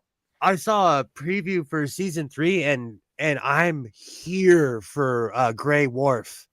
I am here all day long for Worf with the gray beard. That is one thing that I think Lower Decks and Picard have in common is, boy, howdy do they like those Easter eggs and guest cameos. Oh yeah. Especially the Deep Space Nine one brought me back when they started playing the music. But I watched Deep Space Nine. Oh yeah. Oh yeah. I still watch Deep Space Nine though. Hey y'all, sorry to bust in, but I gotta head out. But it was great chatting with you, Skits Crasher and Godless Selling as always. As always, I'll be here next week, and if you need me, you know where to find me. All right, much love, y'all. Have a good night, Much love. Yeah. Oh man, you still the first time I met you, you brought up Eek the cat, and those were some of the greatest memories as a kid sitting on the couch, watching Saturday morning cartoons. That's right. That's a They great were show. on. Oh yeah. Good grief. I've been going longer than I did last time. It's 3 hours now. Huh? I went for 2:45. I was just shocked. Quite a few people showed up. Well, then I'll put this one to bed. I want to thank everyone for showing up. I'll be here next week, if all drama going, if I'm here, I'm here. If not, I moved. How oh, you're wrapping it up. I'll tell you. Is it- I'll tell you after. Okay, I'll cool. tell you after. But always reinforce your seams. Be yourself. Do you have anything to shill, Skid Scratcher?